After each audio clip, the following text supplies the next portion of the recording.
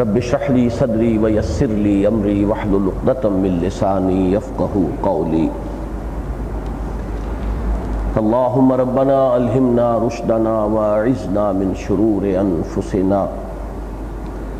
اللهم آمنا وهدى وعلما نافعا وعملا صالحا ورزقا حلالا طيبا آمین یا رب العالمین۔ سورہ رحمان کا درس اگرچہ 3 نشستوں میں مکمل ہو چکا تھا، لیکن چونکہ بعض معاملات ایسے زیر بحث آئے کہ جو عام طور پر جو معروف تفاسیر اس وقت موجود ہیں بالخصوص اردو زبان کی، ان میں وہ مذکور نہیں ہیں، تو مجھے اس ضرورت کا احساس ہوا کہ ان امور پر ایک نگاہ باز گشت ڈال لی جائے، ایک مرتبہ اور ان پر توجہ ہو جائے۔ اس ضمن میں 2 باتیں تمہیداً عرض کرنی ہیں۔ ایک تو ہمارے ہاں علماء کرام کے حلقے میں تفسیر بالرائے، اس کو ایک بہت ہی غلط اور بہت گمراہ کن شے سمجھا جاتا ہے، اور چونکہ اس ضمن میں ایک حدیث بھی موجود ہے حضور صلی اللہ علیہ وسلم کا قول مبارک،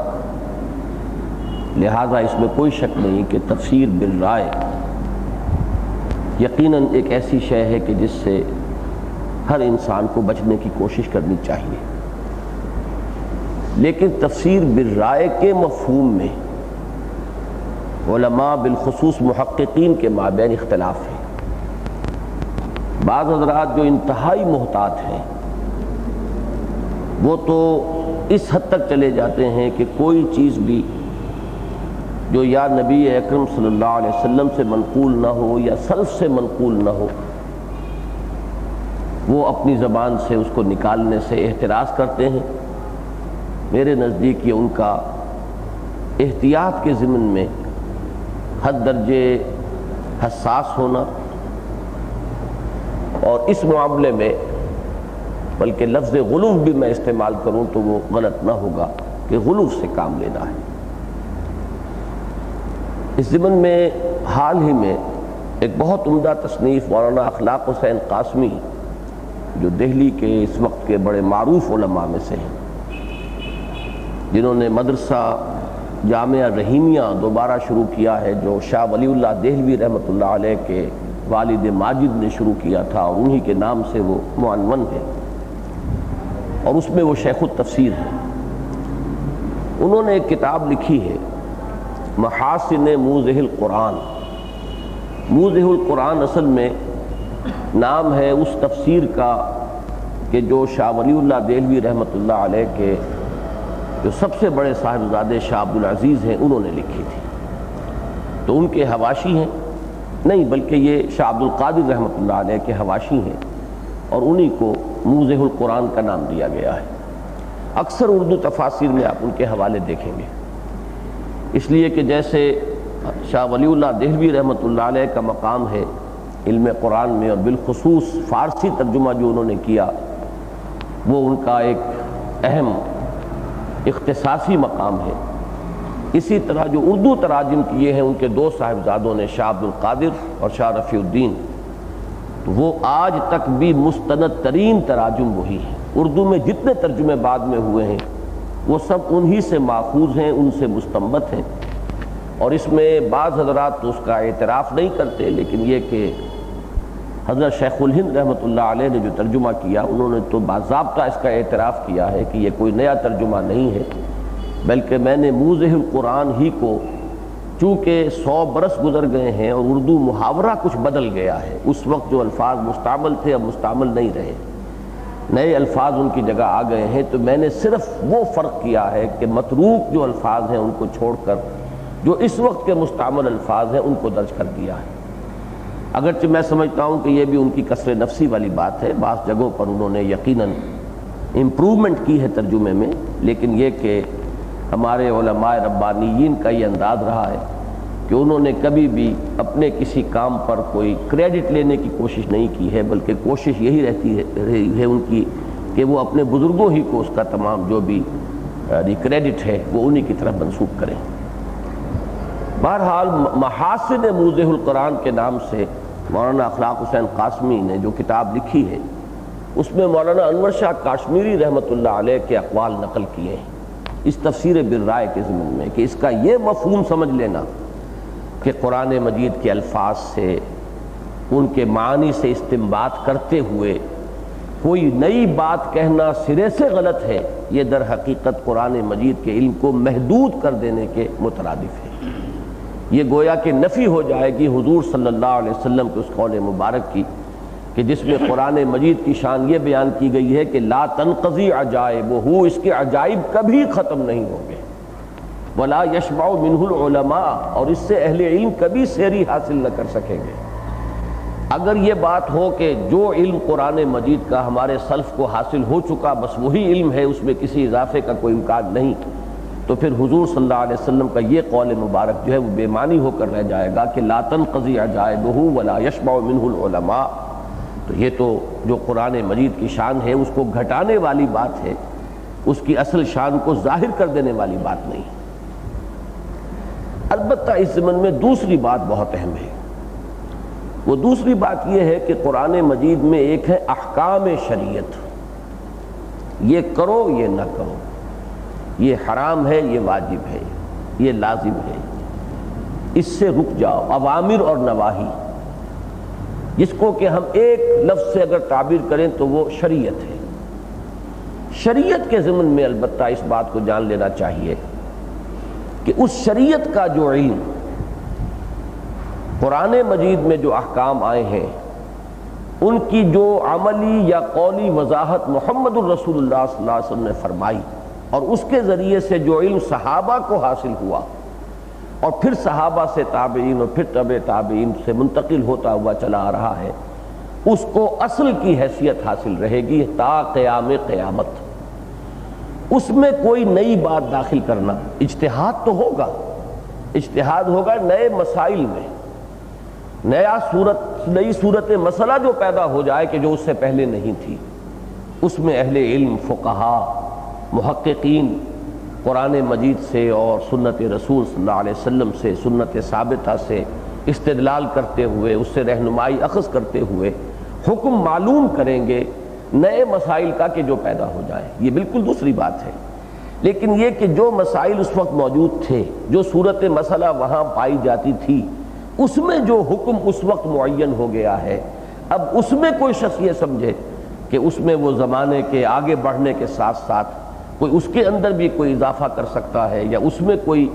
یعنی ایک ایسی کیفیت پیدا کر سکتا ہے کہ جو حضور صلی اللہ علیہ وسلم سے یا صحابہ کرام سے منقول نہ ہو، تو یہ میں سمجھتا ہوں کہ یہ بہت بڑی گمراہی ہوگی۔ البتہ اصل میدان جو ہے اس معاملے میں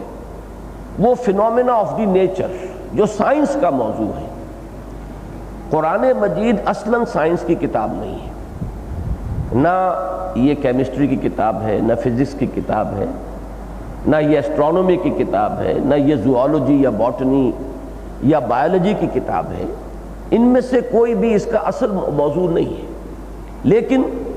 جا بجا قرآن مجید میں ریفرنس موجود ہے فینومینا آف دی نیچر کی طرف، آیات آفاقیہ کے حوالے سے، کائنات کے اندر اللہ تعالیٰ کی خلاقی، صناعی، اس کی قدرت کے جو مظاہر ہیں ان کے حوالے سے بہت سے ایسے مسائل ہیں جن کا تعلق جو ہے وہ طبیعیات سے ہو جاتا ہے، بہت سے ایسے مسائل ہیں جن کا تعلق فلکیات سے ہو جاتا ہے،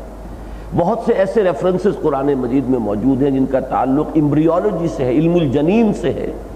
بہت سے ایسے معاملات ہیں جن کا تعلق علم طبقات الارض، جیولوجی جو ہے اس کے ساتھ واقع ہوتا ہے۔ تو فینومینا آف دی نیچر جو ہے اس کی طرف ریفرنسز قرآن مجید میں جا بجا موجود ہیں، اگرچہ قرآن مجید کا اصل موضوع وہ نہیں۔ اب ظاہر بات ہے کہ ان کے ضمن میں، ان کے فہم کے سلسلے میں آج سے 1400 سال قبل جو انسان کی علمی سطح تھی، جہاں تک ابھی وہ تجرباتی علوم پہنچے تھے، جہاں تک یہ سائنسز ترقی کر چکی تھی، اس سے آگے بڑھ کر ان چیزوں کا مفہوم اس وقت سمجھنا محال عقلی تھا۔ ناممکن تھا۔ لہذا ان کو براہ راست جو ہے نبی اکرم صلی اللہ علیہ وسلم نے ہم دیکھتے ہیں کہ ڈسکس بھی نہیں کیا ہے۔ اگر کہیں کو ریفرنسز آ گئے ہیں تو وہ بھی میں سمجھتا ہوں کہ جو اس دور کی علمی سطح ہے اسی کو سامنے رکھ کر حضور صلی اللہ علیہ وسلم نے اس کے ضمن میں کچھ ارشاد فرمایا ہے۔ یہ وہ فیلڈ ہے کہ اس میں جیسے جیسے اب علم آگے بڑھ رہا ہے، سائنس کے اندر ترقی ہو رہی ہے، مزید جو ہے گوشے کھلتے چلے جا رہے ہیں، دائرہ وسیع سے وسیع تر ہوتا چلا جا رہا ہے، ایک ایک جو ہے سائنس کا شعبہ اس کے اندر اتنی ترقی ہوئی ہے کہ اب تو محالات میں سے ہے یہ کہ کوئی شخص ان تمام علوم کا عالم ہو سکے۔ یہ تو ہو سکتا ہے کہ مبادی جو ہے تمام علوم کے وہ کسی شخص کے علم میں ہو، مبادیات طبیعیات کے بھی اور مبادیات کیمیا کے بھی اور مبادیات حیاتیات کے بھی اور مبادیات فلکیات کے بھی کسی شخص کے علم میں ہو، لیکن یہ کہ ہر شعبہ اپنی جگہ پر اتنی وسعت اختیار کر چکا ہے کہ کسی شخص کا ان سب کا ماہر ہونا اس وقت تقریباً محال عقلی ہے۔ تاہم ان شعبوں کے اندر جو ترقی ہو رہی ہے اس کی روح سے قرآن مجید کی ان آیات کی تعبیر اور تشریح اور تفسیر کے اندر کہ جن کا تعلق ان ریفرنسز سے ہے، ان فینومینا آف دی نیچر سے ہے، اس میں ہمیں اس سائنس کی معلومات سے فائدہ اٹھانا ہوگا اور یہاں قطعاً کوئی چیز مانے نہیں ہوگی۔ اس میں یہ بات کہ یہ بات پہلے کسی نے نہیں کہی، یہ دلیل نہیں بنے گی، ہمارے قدم کو نہیں روکے گی، اس لیے کہ اس کا ہم عقلی طور پر جو ہے پہلے ہی سمجھ چکے ہیں کہ یہ تو وہ چیز ہے کہ جو اس دور کی علمی سطح کے مطابق ہی اس وقت سمجھی جا سکتی تھی۔ آج ہمارے یہ علوم جو ہیں تجرباتی علوم اور سائنسی علوم جس سطح تک پہنچ چکے ہیں، ہمیں ان سے رہنمائی حاصل کرنی ہے اور ان آیات کی تشریح کے ضمن میں ان سے مدد لینے میں ہرگز کوئی حرج نہیں۔ تو میں نے دو باتیں عرض کی، ایک تو تفسیر بالرائے کے بارے میں بھی جو ایک عام تصور علماء کرام کی احتیاط کے وجہ سے جو پھیل گیا ہے، اس تصور پر بھی آپ حضرات نظر ثانی فرمائیں، اور میں نے خاص طور پر ریفرنس دیا ہے اس لیے کہ اس دور کے علماء میں سے انور شاہ کاشمیری رحمۃ اللہ علیہ کا بہت بلند مقام ہے، تو انہوں نے جس قدر کھل کر بات کی ہے کہ یہ بہت ہی ایک بچگانہ سی بات سمجھ لی گئی ہے کہ قرآن مجید میں کوئی بات بھی جو ہے اس کے الفاظ سے استدلال کرتے ہوئے، اس کے نظم سے استدلال کرتے ہوئے، جدید معلومات سے استدلال کرتے ہوئے کوئی بات کہنا تفسیر بالرائے ہے۔ اگر ایسا ہے تو پھر تو در حقیقت قرآن مجید کے علم کو محدود کر دینا ہوگا، اور یہ ٹکراؤ ہوگا حضور صلی اللہ علیہ وسلم کے اس قول سے کہ لا تنقضی عجائبہ ولا یشبع منہ العلماء، اس کے علم میں اضافہ ہوتا رہے گا، اور ہر دور میں قرآن مجید کے اس فہم کے اندر اس دور کی علمی سطح کے مطابق ترقی کی ایک شان جو ہے وہ پیدا ہوگی۔ البتہ میں نے بعد میں دو حصوں میں اس کو تقسیم کر دیا ہے۔ علم الاحکام، اس میں میرا اپنا مزاج بھی ہے، جتنا پیچھے جا سکتے ہو جاؤ، بلکہ سب سے پیچھے تو حضور صلی اللہ علیہ وسلم ہے، انتہا ہے، صحابہ کرام ہے، ما انا علیہ واصحابی، تو دین کا جو عملی پہلو ہے اس میں تو ہمیں پیچھے جانا ہے۔ پھر ائمہ دین ہیں، ہمارے فقہاء ہیں، محدثین ہیں، اور جو جتنا اس میں اولین زمانے کا ہوگا، جتنا متقدم ہوگا، اتنا ہی گویا کہ اس اصول کے تحت ہمارے لیے وہ زیادہ سے زیادہ جو ہے وہ یعنی اس کی رائے کی وقت دینا جو ہے ہمارے لیے اس اصول کے تحت ہو جائے گا۔ لیکن یہ ہے کہ جہاں تک فینومینا آف دی نیچر کا تعلق ہے، اس کی ضمن میں جتنا آگے بڑھ سکتے ہو آگے بڑھیے، اور اگر یہ ہم نہیں کریں گے تو ایک بڑی خلیج حائل ہو رہی ہے کہ جو اس وقت کے جدید تعلیم یافتہ طبقات اور قرآن مجید کے مابین جو ایک بہت بڑی خلیج ہے، اس کا اصل سبب یہی ہے کہ اس علمی سطح پر قرآن بیان نہیں ہوتا کہ جو آج کے دور کی علمی سطح ہے، آج کے انسان کا، تعلیم یافتہ انسان کا ذہنی تانا بانا جن معلومات سے بنا ہوا ہے، اس کے مطابق اگر قرآن مجید کی تعبیر و تشریح نہیں ہوتی، خاص طور پر میں پھر عرض کر رہا ہوں احکام کے ضمن میں اس کو نہ لے آئیے گا، وہ متجددین کا انداز ہے کہ مغربی تہذیب سے متاثر ہو کر وہ قرآن مجید کے اس عملی حصے کے اندر بھی وہ چاہتے ہیں کہ رد و بدل کر لیں اور کچھ ایسے اجتہاد کے اصول وضع کر لیں کہ جس سے وہ جدید جو رجحانات ہیں تہذیب و تمدن کے، وہ ان سب کے لیے گنجائش پیدا کر لیں ہمارے دین میں، وہ تو ایک گمراہی ہے۔ لیکن جو فینومینا آف دی نیچر ہے، جو سائنسی جو معاملات ہیں ان کے دائرے میں آتے ہیں، جن سے کسی حکم کا کوئی دار و مدار نہیں ہے، کوئی تعلق نہیں ہے، اس کے ضمن میں جتنا بھی آگے بڑھیں گے اتنا ہی در حقیقت قرآن مجید کا حق ادا ہوگا، اور اتنا ہی اس دور میں قرآن کے ابلاغ کا جو حق ہے اس کو پورا کیا جا سکے گا۔ اس ضمن میں ایک کتاب کا بھی میں حوالہ اور دے لوں، جب میں نے محاسن موضح القرآن کا حوالہ دیا ہے، اسی طریقے سے مورس بکائی کی جو کتاب آئی ہے the Quran the Bible and the phenomena of nature, یہ سائنس اینڈ سائنس، وہ کتاب بھی اس اعتبار سے بہت اہم ہے کہ اس شخص نے، یہ اسلام لا چکے ہیں اب، یہ فرینچ سرجن تھے، ڈاکٹر تھے، اور یہ آپ کے اندازہ ہوگا کہ جس شخص نے میڈیکل ایجوکیشن حاصل کی ہو، سائنس کا اس کا جو پس منظر ہوتا ہے ذہن کا وہ بہت براڈ ہوتا ہے، اس لیے کہ جن لوگوں نے انجینئرنگ کی تعلیم حاصل کی ہے ان کا جو ہے سائنس کا مشاہدہ یا مطالعہ ہوتا ہے صرف science of the dead matter کا، وہ کیمیا اور طبیعیات اور فلکیات، لیکن یہ کہ حیاتیات کا دائرہ جو ہے وہ اس سے دور رہتے ہیں، بایولوجی، باٹنی، زوالوجی، ایمبریولوجی، ان چیزوں سے ان کا کوئی تعلق نہیں ہوتا۔ اور اب تو وہ معاملہ بہت آگے بڑھ گیا، جینیٹکس جو ہے وہ اتنے آگے چلے گئے ہیں کہ آج اس کے تحت جو کرشمے صادر ہو رہے ہیں وہ حیران کن ہیں۔ وہ دجالیت کے جو فتنے تھے جن کا ذکر کیا گیا ہے، یوں سمجھیے کہ اس کا ایک اہم شعبہ جو ہے وہ جینیٹکس کے ذریعے سے ہوگا، وجود میں آئے گا۔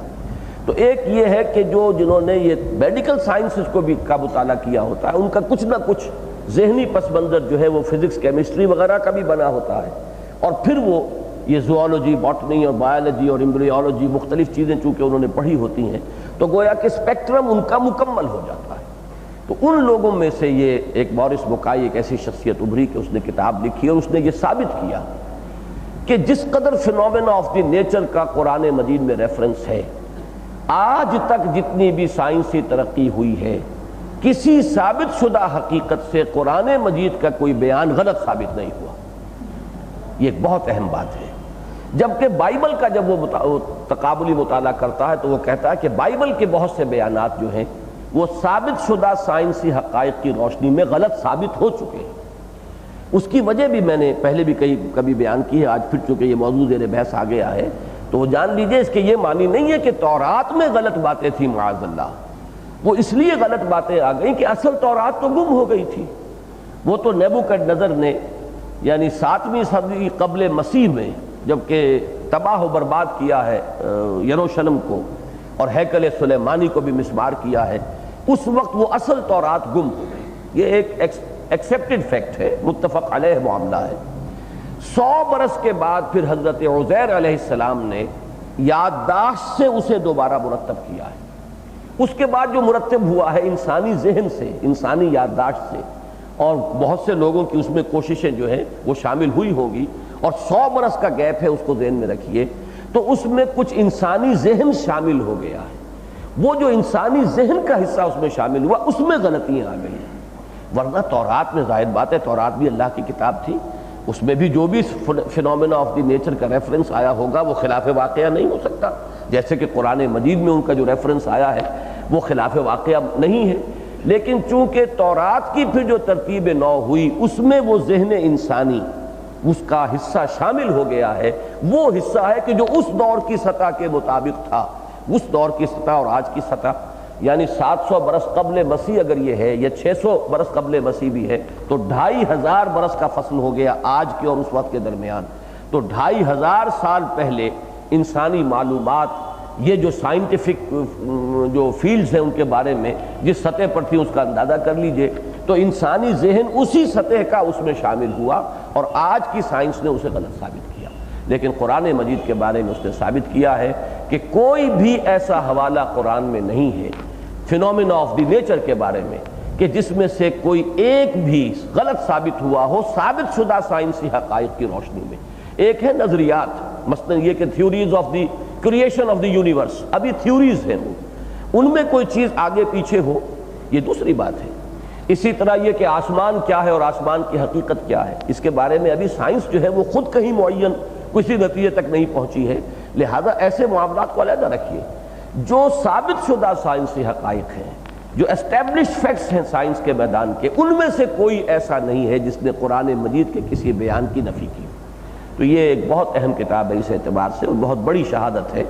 تو میں نے بھی اسی کا حوالہ دے کر یہ عرض کیا ہے کہ ہمیں قرآن مجید کی تشریح میں اور فہم قرآن کے ضمن میں اور پھر جو اس کے ابلاغ کے تقاضے ہیں اس دور میں، اس کے پیش نظر اس چیز کو سامنے رکھنا چاہیے اور جدید سائنسی حقائق کو قرآن مجید کی اس تشریح اور تفسیر کے اندر مربوط کرنا چاہیے۔ اب اس تمہید کے بعد اس سورہ مبارکہ کے ضمن میں چند باتیں جو ابتدائی ہیں ان کو پھر دوبارہ ذہن میں تازہ کر لیجئے۔ نظم قرآن کے ضمن میں یہ سورہ مبارکہ قرآن مجید کی سورتوں کے چھٹے گروپ کی مکی سورتوں کے آخری جوڑے کی پہلی سورت ہے۔ اب میرے اس جملے کو وہی حضرات صحیح طور پر سمجھ سکے ہوں گے کہ جو اس درس میں کچھ پابندی کے ساتھ کچھ عرصے سے شرکت کر رہے ہیں کہ قرآن مجید کی تمام سورتوں کو 7 گروپوں میں تقسیم کیا گیا ہے۔ یہ ایک مکتب فکر ہے، مولانا فراہی رحمۃ اللہ علیہ سے اس کا آغاز ہوا ہے، اس کو آگے بڑھایا مولانا امین احسن اصلاحی صاحب نے۔ ان کا مشاہدہ ہے اور اس سے مجھے پورا اتفاق ہے کہ قرآن مجید کی یہ 114 سورتیں 7 گروپوں میں منقسم ہیں۔ ہر گروپ میں ایک یا ایک سے زائد مکی صورتیں ہیں اور ایک یا ایک سے زائد مدنی صورتیں ہیں۔ مکی مدنی صورتیں مل کر ایک گروپ، پھر دوسرا گروپ، پھر مکی مدنی تیسرا گروپ، پھر مکی مدنی چوتھا گروپ، اس طرح 7 گروپ ہیں۔ ہر گروپ کا ایک مرکزی مضمون یا عمود ہے۔ اس عمود کے ایک رخ سے بحث ہوتی ہے مکی صورتوں میں، اسی کے دوسرے رخ کو مدنی صورتیں بیان کرتی ہیں۔ پھر یہ کہ یہ جو 7 گروپ بن گئے، اب ان میں سے جو چھٹا گروپ ہے وہ اس وقت ہمارا درس اس جگہ پہنچا ہوا ہے۔ چھٹے گروپ کی مکی صورتیں 7 ہیں: سورہ قاف، سورہ زاریات، سورہ طور، سورۃ النجم، سورۃ القمر، سورۃ الرحمن اور سورۃ الواقعہ۔ ان میں پھر دوسری چیز جو کہ مولانا امین احسن اصلاحی صاحب نے اس کو کھول کر بیان کیا ہے کہ قرآن مجید کی اکثر صورتیں جوڑوں کی شکل میں ہیں۔ بعض صورتیں بالکل منفرد مزاج کی ہیں کہ ان کا کوئی جوڑا نہیں ہے۔ میرے نزدیک اس کی بہت اہم مثال، سب سے اہم مثال جو متفق علیہ ہے وہ تو سورہ فاتحہ ہے۔ اس کا تو جوڑا اگر ہے تو پورا قرآن اس کا جوڑا بنے گا، وہ اتنی عظیم صورت ہے، ام القرآن، اساس القرآن۔ اسی طرح کی ایک عظیم صورت سورہ یاسین ہے، وہ بھی منفرد ہے صورت اپنے مزاج کے اعتبار سے۔ اسی طرح کی ایک صورت سورہ قاف ہے جو اس مجموعے میں شامل ہے، پہلی صورت ہے۔ اس کے بعد یہ جوڑے ہیں سورہ زاریات اور سورہ طور، سورہ نجم اور سورہ قمر، سورہ رحمان اور سورہ واقعہ۔ تو یہ ہے، اب وہ پورا جملہ میرا مکمل ہوا کہ سورہ رحمان قرآن حکیم کی صورتوں کے چھٹے گروپ کی مکی صورتوں کے آخری جوڑے کی پہلی صورت ہے۔ یہ جو جوڑا ہے سورہ رحمان اور سورہ واقعہ، اس میں بعض چیزیں مشترک ہیں ان دونوں صورتوں کے مابین۔ وہ چیزیں بالکل سامنے کی ہیں لیکن عام طور پر توجہ ان کی طرف نہیں ہوئی ہے، میں صرف توجہ دلا رہا ہوں ورنہ اس میں کوئی نئی بات نہیں ہے۔ ایک بات جس کی طرف میرا ذہن منتقل ہوا اور میں چونک گیا کہ ان دونوں صورتوں میں ایمان بالرسالت کا کوئی ذکر نہیں، کہیں کسی نبی کا نام نہیں، کہیں کسی رسول کا نام نہیں، کہیں کسی قوم کی ہلاکت کا ذکر نہیں۔ پھر ایمان بالرسالت کے ساتھ جو چیزیں متعلق ہوتی ہیں ان میں سے بھی کوئی مذکور نہیں۔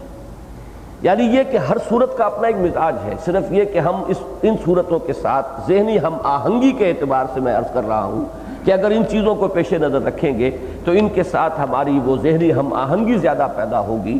اس میں توحید کا ذکر بھی ہے، آخرت کا ذکر بھی ہے۔ مکی صورتوں کے مضامین میں نے بارہا عرض کیا ہے، ایمانیات ثلاثہ اس کا جزو لازم ہوتے ہیں۔ ایمان باللہ یا توحید، ایمان بالآخرہ یا معاد، ایمان بالرسالت، مکی صورتوں کے یہ گویا کہ مشترک مضامین ہیں۔ کہیں ایمان بالرسالت پر زیادہ زور ہوگا، کہیں ایمان بالآخرت پر زیادہ زور ہوگا، کہیں توحید پر زیادہ زور ہوگا، ذات و صفات باری تعالیٰ پر زیادہ زور ہوگا، شرک کی مذمت زیادہ کی جائے گی۔ لیکن مکی صورتوں میں ایمان کا مضمون جو ہے وہ تو گویا کہ جزو لازم کی حیثیت سے آپ کو ملے گا۔ اصل موضوع ہی مکی صورتوں کا ایمان ہے۔ شریعت جو ہے وہ تو آتی ہے مدنی صورتوں میں، مکی صورتوں کا اصل مضمون جو ہے وہ ہے ایمان۔ اور ایمان میں ایمانیات ثلاثہ کی جب ہم تقسیم کرتے ہیں تو 2 گروپ جو ہے مکی صورتوں کے، ان میں زیادہ زور ایمان بالرسالت پر ہے۔ 2 گروپ جو ہیں وہ ہم پڑھ چکے ہیں، ان میں زیادہ زور جو ہے توحید پر اور اللہ تعالیٰ کی ذات و صفات پر ہے۔ 2 میں انذار آخرت، یہ اس کا اصل مضمون ہے۔ ان صورتوں کے اندر ہم یہ دیکھتے ہیں کہ ایمان بالرسالت کا نہ سورہ رحمان میں ذکر ہے نہ سورہ واقعہ میں ذکر ہے، بلکہ سارا کا سارا ذکر اللہ تعالیٰ کا اور آخرت کا ذکر۔ اس کا اگر تقابل کریں گے آپ تو سورہ قاف کے اندر 3 آیتوں میں 8 قوموں کی ہلاکت کا ذکر ہے۔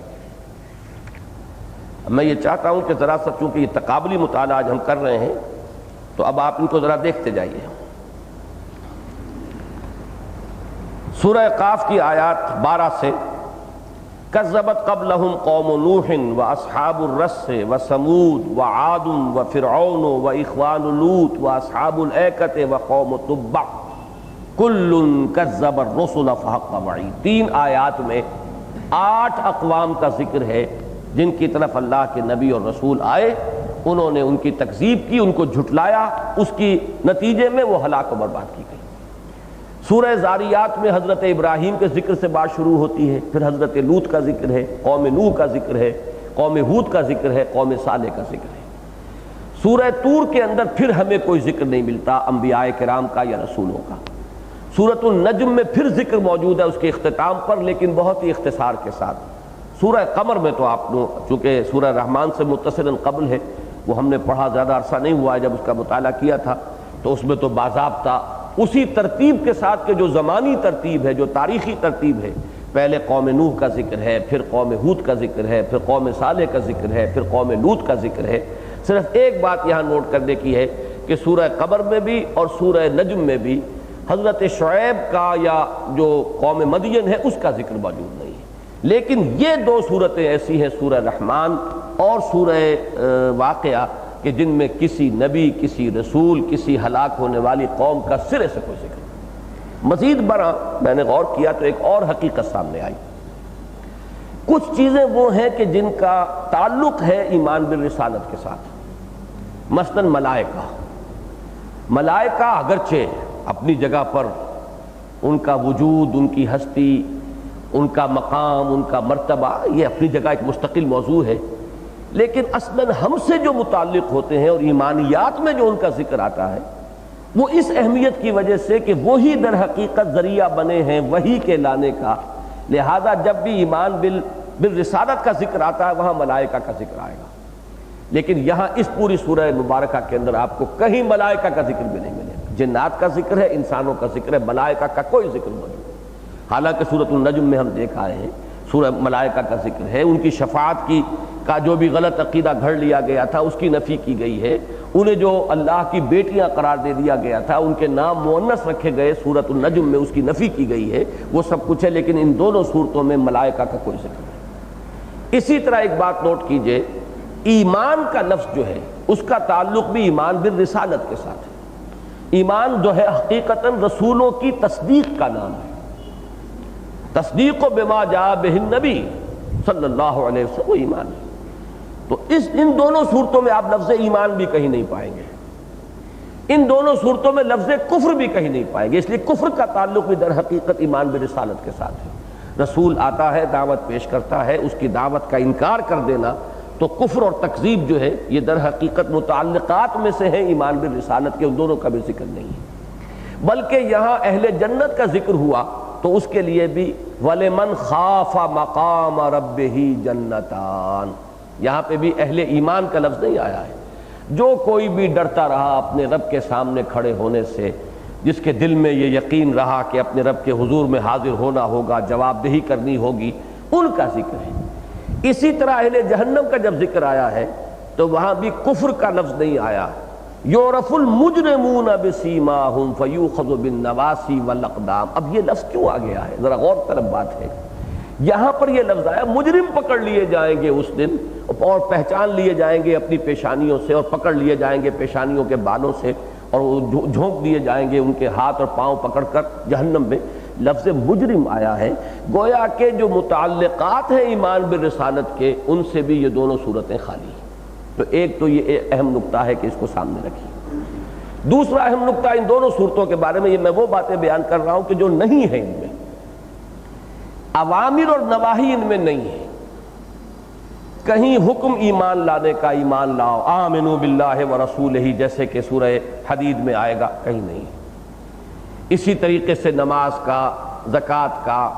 صدقے کا، مکی صورتوں میں بھی ان کا ذکر آتا ہے، کوئی اوامر و نواہی آتے ہیں، ان سے بھی آپ کو یہ صورتیں خالی ملیں گی۔ یہاں تک کہ میں اب چونکہ خود میرا ذہن جب ادھر منتقل ہوا ہے تو ایک یعنی کچھ حیرت سی ہوئی ہے کہ اس حد تک یہاں معاملہ ہے کہ اکثر صورتوں میں، مکی صورتوں میں اگر کوئی جمع کے صیغے سے اوامر و نواہی نہ آئے تو آپ نے یہ دیکھا ہوگا کہ اختتام پر حضور صلی اللہ علیہ وسلم سے واحد کے صیغے میں خطاب ضرور آتا ہے، جس کی مثال دیتا ہوں میں آپ کو اسی سلسلے میں سورہ قاف کو نکال لیجئے پھر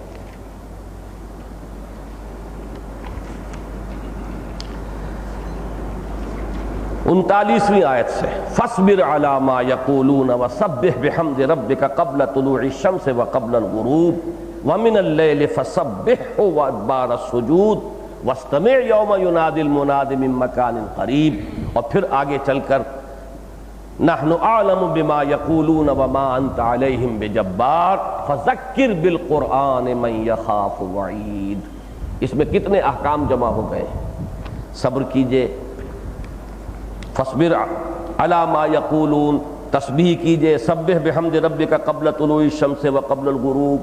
اور من اللیل فسبحہ وادبار السجود واستمع یوم ینادی المنادی من مکان قریب۔ اس سے آگے چل کر یہ کہ فذکر بالقرآن من یخاف وعید، صیغہ واحد کا ہے،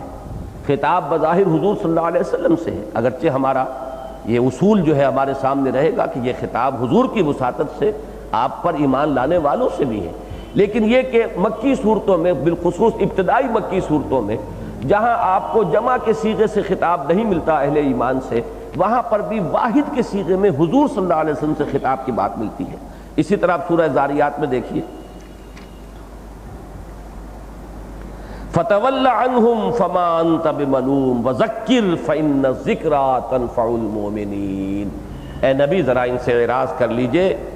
آپ پر کوئی ملامت نہیں ہوگی، فَمَا أَنْتَ بِمَلُومٍ وَذَكِّرْ فَإِنَّ الذِّكْرَىٰ تَنفَعُ الْمُؤْمِنِينَ، اور ذکر تذکیر کیجئے، یاد دہانی کیجئے، اگر وہ اس لیے کہ یہ تذکیر جو ہے یقیناً اہل ایمان کو نفع پہنچانے والی ہے۔ اسی طرح سورہ طور میں دیکھیے وَاصْبِرْ لِحُكْمِ رَبِّكَ فَإِنَّكَ بِأَعْيُنِنَا وَسَبِّحْ بِحَمْدِ رَبِّكَ حِينَ تَقُومُ وَمِنَ اللَّيْلِ فَسَبِّحْهُ وَإِدْبَارَ النُّجُومِ۔ یہ ہے وہ انداز کہ جو اوامر و نواہی میں کچھ گفتگو خطاب میں یہ کرو یہ نہ کرو، لیکن یہ کہ سورۃ الرحمن اور سورۃ الواقعہ دونوں اس سے بھی قطعاً خالی ہیں۔ یہاں ذکر ہے صرف دو چیزوں کا، اب نوٹ کیجئے مثبت انداز میں۔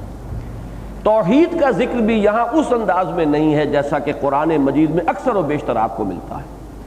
اللہ کی صفات قدرت، اللہ کی صفت علم، اس کا ذکر اس انداز میں یہاں نہیں ہے۔ عام طور پر دو دو صفات یا دو دو اسماء پر آیتیں ختم ہوتی ہیں، وَهُوَ الغفور الرحیم، وَهُوَ السمیع البصیر، وہ انداز یہاں آپ کو نہیں ملے گا۔ یہاں اللہ تعالیٰ کی خلاقی، صناعی، اس کی تخلیق میں بو قلمونی، رنگا رنگی، یہ ہے رنگ اصل میں کہ جو سورہ رحمان میں بھی ہے، اور یہی رنگ آپ کو ملے گا سورہ واقعہ کے اندر بھی۔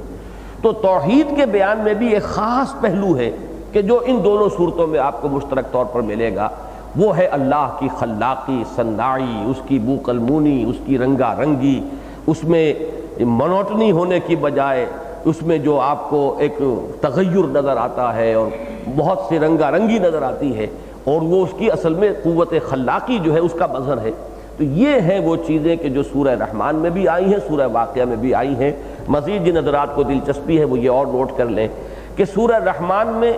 وہ ایک نیریٹو انداز ہے، اللہ نے یہ کیا، مرج البحرین یلتقیان بینہما برزخ لا یبغیان والارض وضعها للانام، یہ اللہ تعالیٰ کی خلاقی، اللہ کی قدرت کا ایک ذکر ہو رہا ہے بیانیہ انداز میں، اللہ نے یہ کیا،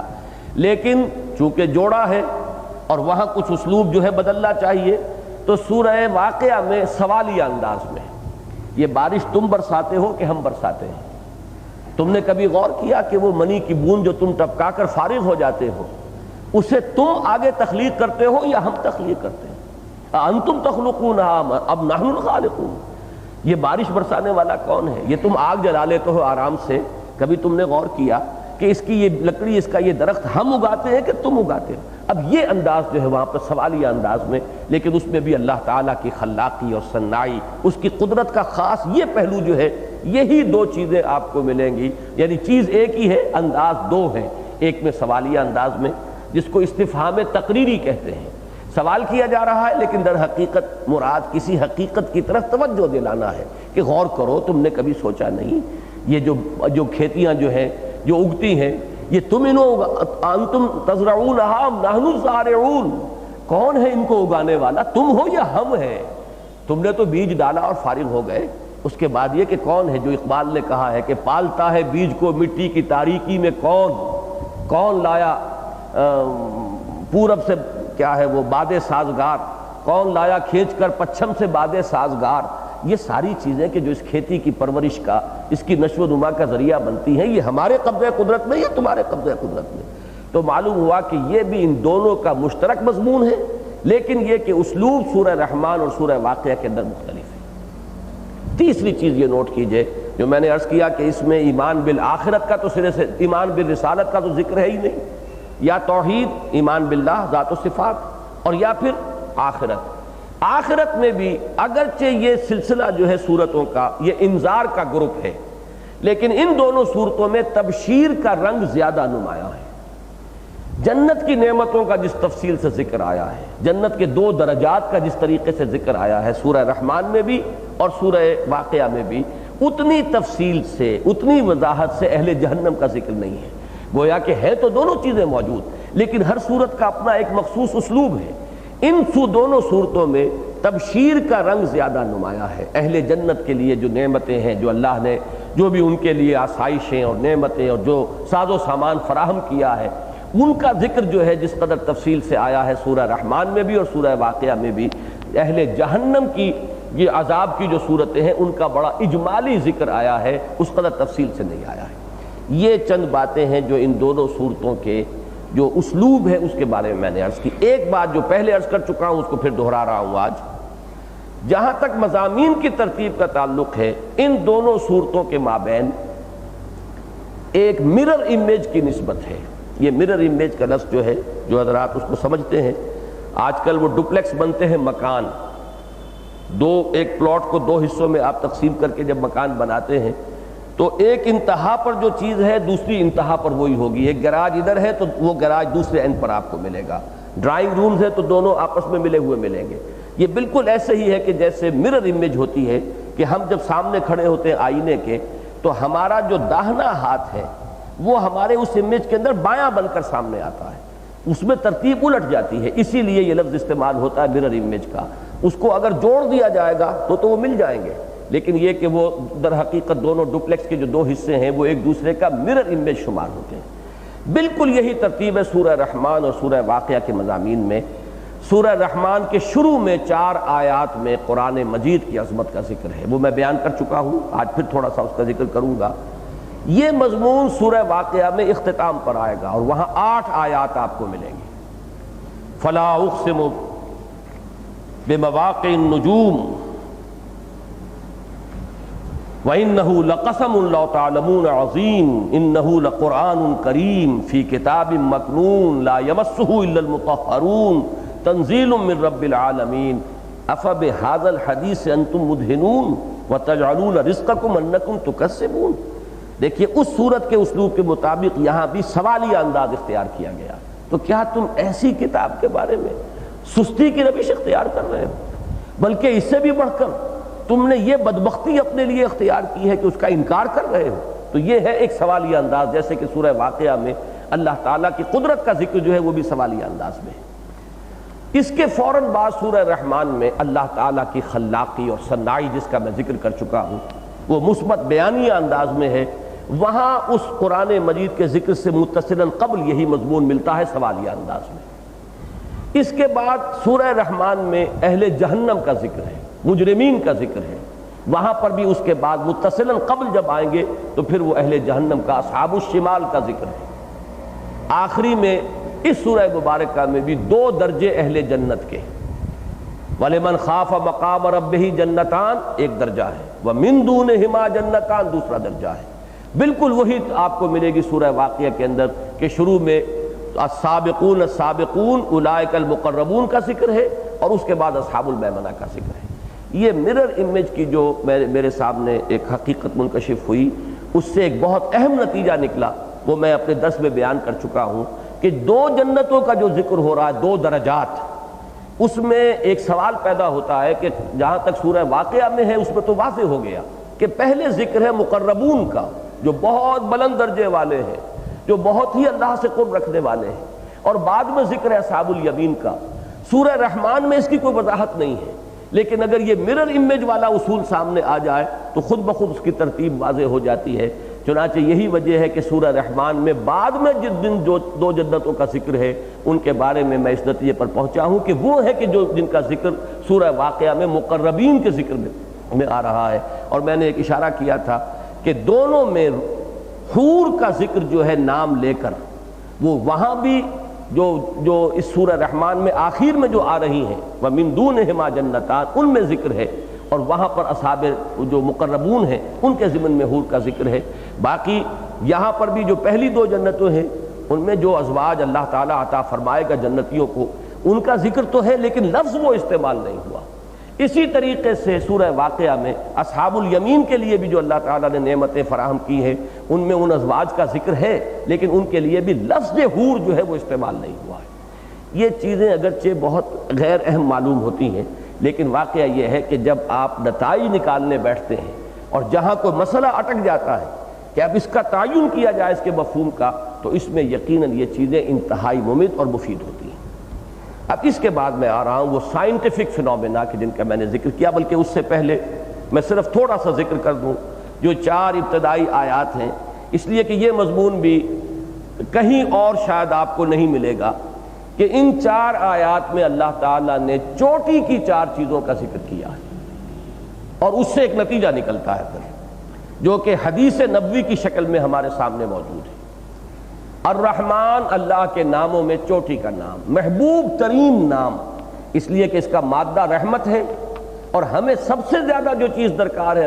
اللہ سے وہ اس کی رحمت ہے۔ حضور صلی اللہ علیہ وسلم کا یہ فرمان کہ کوئی شخص جنت میں داخل نہیں ہو سکے گا جب تک کہ رحمت خداوندی دستگیری نہ کرے، اور اس پر یہ سوال کر لینا کسی صحابی کا، بڑی ہی ہمت کا مظاہرہ کیا انہوں نے کہ کیا حضور آپ بھی، اور حضور کا پھر یہ جواب دینا کہ ہاں میں بھی۔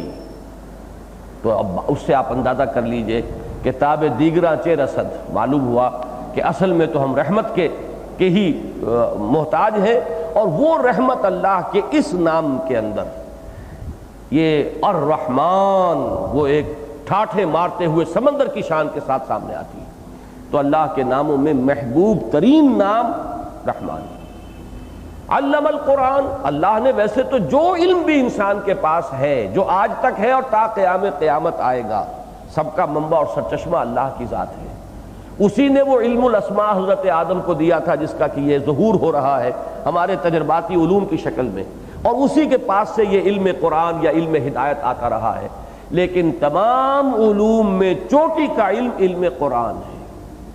گویا کہ اللہ کی رحمانیت کا مظہر عتم قرآن ہے، اللہ کی رحمت کا مظہر عتم قرآن ہے۔ خلق الانسان، اللہ نے انسان کو بنایا، حالانکہ جو کچھ بنایا اسی نے بنایا، اسی نے جنات کو بنایا، اسی نے ملائکہ کو بنایا، اسی نے یہ سیارے بنائے، چاند ستارے بنائے، یہ سب کچھ اسی کی تخلیق ہے، کوئی اور تو اس تخلیق میں شامل ہے ہی نہیں، کوئی شریک ہے ہی نہیں۔ لیکن خلق الانسان، اشارہ کس بات کی طرف کیا جا رہا ہے کہ اس کی تخلیق کا نقطہ عروج، جو کچھ اس نے پیدا کیا ہے اس میں چوٹی کی تخلیق انسان ہے۔ علمہ البیان، اس نے اس کو بیان کی تعلیم دی، بیان کی صلاحیت عطا فرمائی۔ تو انسان میں جتنی صلاحیتیں ہیں اللہ ہی کی عطا کردہ ہیں، لیکن ان صلاحیتوں میں چوٹی کی صلاحیت قوت بیان ہے۔ اب یہ جو 3 جملے بنے، الرحمن علم القرآن ایک جملہ ہے، آیتیں 2 ہیں، جملہ ایک ہے، خلق الانسان دوسرا جملہ ہے، علمہ البیان تیسرا جملہ ہے۔ ریشو پروپورشن کے قاعدے سے اس سے ایک نتیجہ نکلتا ہے کہ اللہ نے جو اعلیٰ ترین صلاحیت انسان کو عطا فرمائی، اس کا بہترین مصرف یہی ہونا چاہیے کہ جو اللہ کی رحمت کا مظہر عتم ہے اسے بیان کرے، اور یہی وہ بات ہے جو حضور صلی اللہ علیہ وسلم نے ان سادہ الفاظ میں بیان فرما دی، خیرکم من تعلم القرآن وعلمہ، تم میں سے بہترین لوگ وہ ہیں جو قرآن سیکھیں اور سکھائیں۔ قرآن پڑھیں اور پڑھائیں، قرآن سمجھیں اور سمجھائیں۔ اور یہ میں وضاحت سے بیان کر چکا ہوں کہ یہ بیان کے دونوں پہلو ہیں، سمجھنا بھی، کسی بات کا سمجھنا یہ بھی بیان ہی کا ایک حصہ ہے۔ وہ کئی سمجھ میں بات آئے گی تو آگے آپ بیان کریں گے۔ یہ اصل میں چونکہ فزیولوجی کا یہ مضمون ہے اور ہم نے جو بھی پڑھا ہے برین کی فزیولوجی، اس میں تفصیل کے ساتھ یہ بات آتی ہے کہ جو ہائیسٹ ایوالوڈ حصہ ہے انسانی برین کا، وہ جس کو کہ گرے میٹر کہا جاتا ہے، وہ بہت ہی وہ پیلے پیلے رنگ کا مادہ اوپر، کبھی اگر آپ نے دیکھا ہو کبھی حادثے کے اندر کوئی بھیجا کہیں سڑک پر، بعض اوقات جو ہے بکھرے ہوئے ہوتے ہیں، تو ایک سفید مادہ ہوتا ہے اندر اور ایک وہ ہے پیلا مادہ۔ یہ ہے سب سے زیادہ ایوالوڈ حصہ ہے، ہائیسٹ ایوولوشن۔ اس میں سب سے بڑا رقبہ اسپیچ سینٹر ہے، پھر اس کے دو حصے ہیں، موٹر اور سینسری۔ ایک تو وہ بات کے سمجھنے کا اور ایک ہے اس بات کو پھر آگے بیان کرنے کا۔ وہ موٹر سینٹر جو ہے وہ سارے ہمارے یہ گفتگو کے جتنے بھی یہ عضلات ہیں ان سب کو کنٹرول کرتا ہے، یہ آواز کو اور ان تمام چیزوں کو، ایکسپریشنز کو، یہ سب کے سب در حقیقت اس موٹر سینٹر سے کنٹرول ہوتے ہیں۔ تو یہ ہے جو انسان کے ذہن کی بلند ترین صلاحیت ہے۔ اب ظاہر بات ہے جو میں نے وہ کولوکیل اردو کی ایک کا ضرب المثل بیان کیا تھا کہ توپ سے مکھی نہیں ماری جاتی، اعلیٰ ترین صلاحیت کو اعلیٰ ترین مصرف میں لگاؤ، اور اعلیٰ ترین مصرف تو یہی ہے کہ قرآن سمجھو اور سمجھاؤ۔ میں نے عرض کیا تھا کہ اگرچہ اسی قوت بیانیہ سے ایک وکیل جو ہے وہ پیسے بناتا ہے، یہی ہے اس کی ساری صلاحیت، یہی ہے، اسی کے بل پر اسی قوت بیانیہ کو ڈیمیگوگز قسم کے لوگ، بڑے خطیب عوامی جوشیلے جو ہیں، وہ قوموں کو کی تباہی کا ذریعہ بھی بن جاتے ہیں، اپنے اقتدار کی مسندیں جو ہے لوگوں کی کندھوں کے اوپر بچھانے کا سامان کرتے ہیں اپنی قوت بیانیہ سے۔ ہٹلر کی اصل صلاحیت کیا تھی جس کی وجہ سے اس نے کہ پوری قوم کو جو ہے وہ ایک نشے کے اندر مبتلا کر دیا، ایک جیسے نشہ چڑھ جاتا ہے ایسا نشہ پوری قوم کے سر پر سوار ہو گیا، خود اس کی اپنی ڈکٹیٹریت جو ہے وہ قائم ہو گئی۔ ڈیمیگوگ تھا، یہی صلاحیت۔ بھٹو کے اندر کیا چیز تھی؟ یہی جو ایک عوامی ایک قوت بیان، اور اس کو جذبات کے اندر پورے مجموع کو 4-6 لاکھ کے مجموع کو وہ شب بہا کے لے گیا۔ تو لوگ جو ہے اسی صلاحیت کو اپنے دنیاوی اقتدار کا زینہ بھی بنا سکتے ہیں، اسی صلاحیت کو پیسے کمانے کا اور دولت بنانے کا ذریعہ بنا سکتے ہیں۔ لیکن یہی صلاحیت اللہ نے جس کو دی ہو، میں نے شاید وہ شعر پہلے بھی پڑھا ہو، اب پھر مجھے یاد آ گیا ہے، یہ مینٹل ایسوسیشنز ہوتی ہیں، خود بخود یہ چیزیں کوئی یاد کرنے سے یاد نہیں آتی، بلکہ یہ کہ ایک تعلق جو ہے ذہن کے اندر بنا ہوا کہ ایک شعر ہے علامہ اقبال کا جو ان کے مقبرے پر بھی جو چند ان کے چنے ہوئے اشعار جو لکھے گئے ہیں ان میں سے وہ بھی شامل ہے، ان میں کہ اگر یک قطرہ خون داری، اگر مشتے پرے داری، بیا بامن تو آموزم طریق شاہ بازی را، اگر ایک قطرہ خون بھی تمہارے جسم میں ہے اور اگر مٹھی بھر پر تمہیں اللہ نے دیے ہیں تو آؤ میرے پاس، میں تمہیں شاہبازی کی تعلیم دوں۔ اس لیے کہ اصل میں تو شاہباز بننا چاہیے، شاہین بننا چاہیے۔ اسی طریقے سے میں کہہ رہا ہوں کہ اگر کسی میں قوت بیانیہ کی کوئی رمق ہے، اللہ نے کسی کو یہ صلاحیت عطا کی ہے، تو اسے وقف کر دینا چاہیے اپنی صلاحیت کو قرآن کے سمجھنے اور سمجھانے کے لیے۔ بفہوائے قول نبوی علیہ الصلاۃ والسلام، حضرت عثمان ابن عفان رضی اللہ تعالیٰ عنہ سے مروی ہے، خیرکم من تعلم القرآن وعلمہ، تم میں سے بہترین لوگ وہ ہیں جو قرآن سیکھیں اور سکھائیں۔ لیکن دیکھیے کمال یہ ہے کہ یہ 4 آیتیں بیان کر کے نتیجے کو چھوڑ دیا گیا، اس لیے کہ نتیجہ یہاں بیان کیا جاتا تو وہ فعل امر بنتا، اب یہ کرو، قرآن کو سمجھو اور سمجھاؤ، سیکھو اور سکھاؤ، اور وہ اس صورت کے مزاج کے ساتھ مناسبت رکھنے والی چیز نہیں، اوامر و نواہی اس میں آئے ہی نہیں۔ ایک استثناء ہے، وہ ابھی سائنٹیفک میٹرز کا جو میں ذکر کروں گا اس میں آ جائے گا، اس لیے کہ وہ بھی میرے خیال میں اس میں خطاب جو ہے وہ انسانوں سے نہیں ہے بلکہ وہ اجرام سماویہ سے خطاب ہے۔ 3 میں نے سائنٹیفک فینومینا کا ذکر کیا تھا ان دروس کے اندر، اب میں ان کی طرف آ رہا ہوں۔ پہلی بات ہے جنوں اور انسانوں کی تخلیق کا معاملہ۔ اس سورہ مبارکہ میں یہ ایک امتیازی شان ہے کہ اس میں براہ راست خطاب کیا گیا ہے جنوں اور انسانوں کو بالکل مساوی درجے میں رکھ کر۔ پورے قرآن میں آپ کو یہ انداز کہیں نہیں ملے گا، یہ بھی اس کا منفرد وصف ہے۔ اول تو یہ کہ بار بار جو آ رہا ہے فَبِأَيِّ آلَاءِ رَبِّكُمَا تُكَذِّبَانِ، تو تثنیہ کا صیغہ ہے، مراد ہے جن۔ پھر یا معشر الجن والانس ان استطعتم ان تنفذوا من اقطار السماوات والارض فانفذوا لا تنفذون الا بسلطان، جس طرح براہ راست خطاب ہے یکجا کر کے انسانوں اور جنوں کو۔ قرآن مجید میں صرف ایک آیت اور ہے سورہ انعام کے اندر جس میں یا معشر الجن والانس یہ خطاب کے الفاظ موجود ہیں، لیکن یہ ہوگا قیامت کے دن کہ اے جنوں اور انسانوں کی قوم، الم یاتکم رسل منکم، کیا تمہارے پاس رسول نہیں آئے تھے تم میں سے؟ یہ خطاب آخرت کا ہے۔ دنیا میں کوئی خطاب اس پورے قرآن مجید میں جنات اور انسانوں کو یکجا کر کے ایک جگہ بریکٹ کر کے مخاطب جو ہے سوائے اس سورہ رحمان کے اور کہیں نہیں کیا گیا۔ اسی میں وہ بھی آیت موجود ہے سنفرغ لکم ایھا الثقلان، تو یہ خطاب براہ راست جو ہے جنوں اور انسانوں کو یکجا کر کے یہ ایک منفرد خصوصیت ہے سورہ رحمان کی۔ اسی طریقے سے نوٹ کیجئے کہ اگرچہ ایک مثال اور موجود ہے قرآن مجید میں کہ ایک جگہ پر ذکر کیا گیا ہے جنوں اور انسانوں کی تخلیق کا، باقی بعض جگہ پر تقابل ہے، شیطان کے قول میں آ گیا ہے کہ مجھے آگ سے پیدا کیا، اس آدم کو تو نے مٹی سے بنایا، میں اس سے بہتر ہوں، انا خیر منہ، میں کیسے اس کو سجدہ کروں، کیسے جھکوں اس کے سامنے، خلقتنی من نار وخلقتہ من طین، مجھے تو نے آگ سے بنایا، اسے مٹی سے بنایا۔ اور سورہ کہف سے ہمیں معلوم ہے کہ وہ شیطان جو ہے وہ عزازیل وہ جنات میں سے تھا، کان من الجن ففسق عن امر ربی۔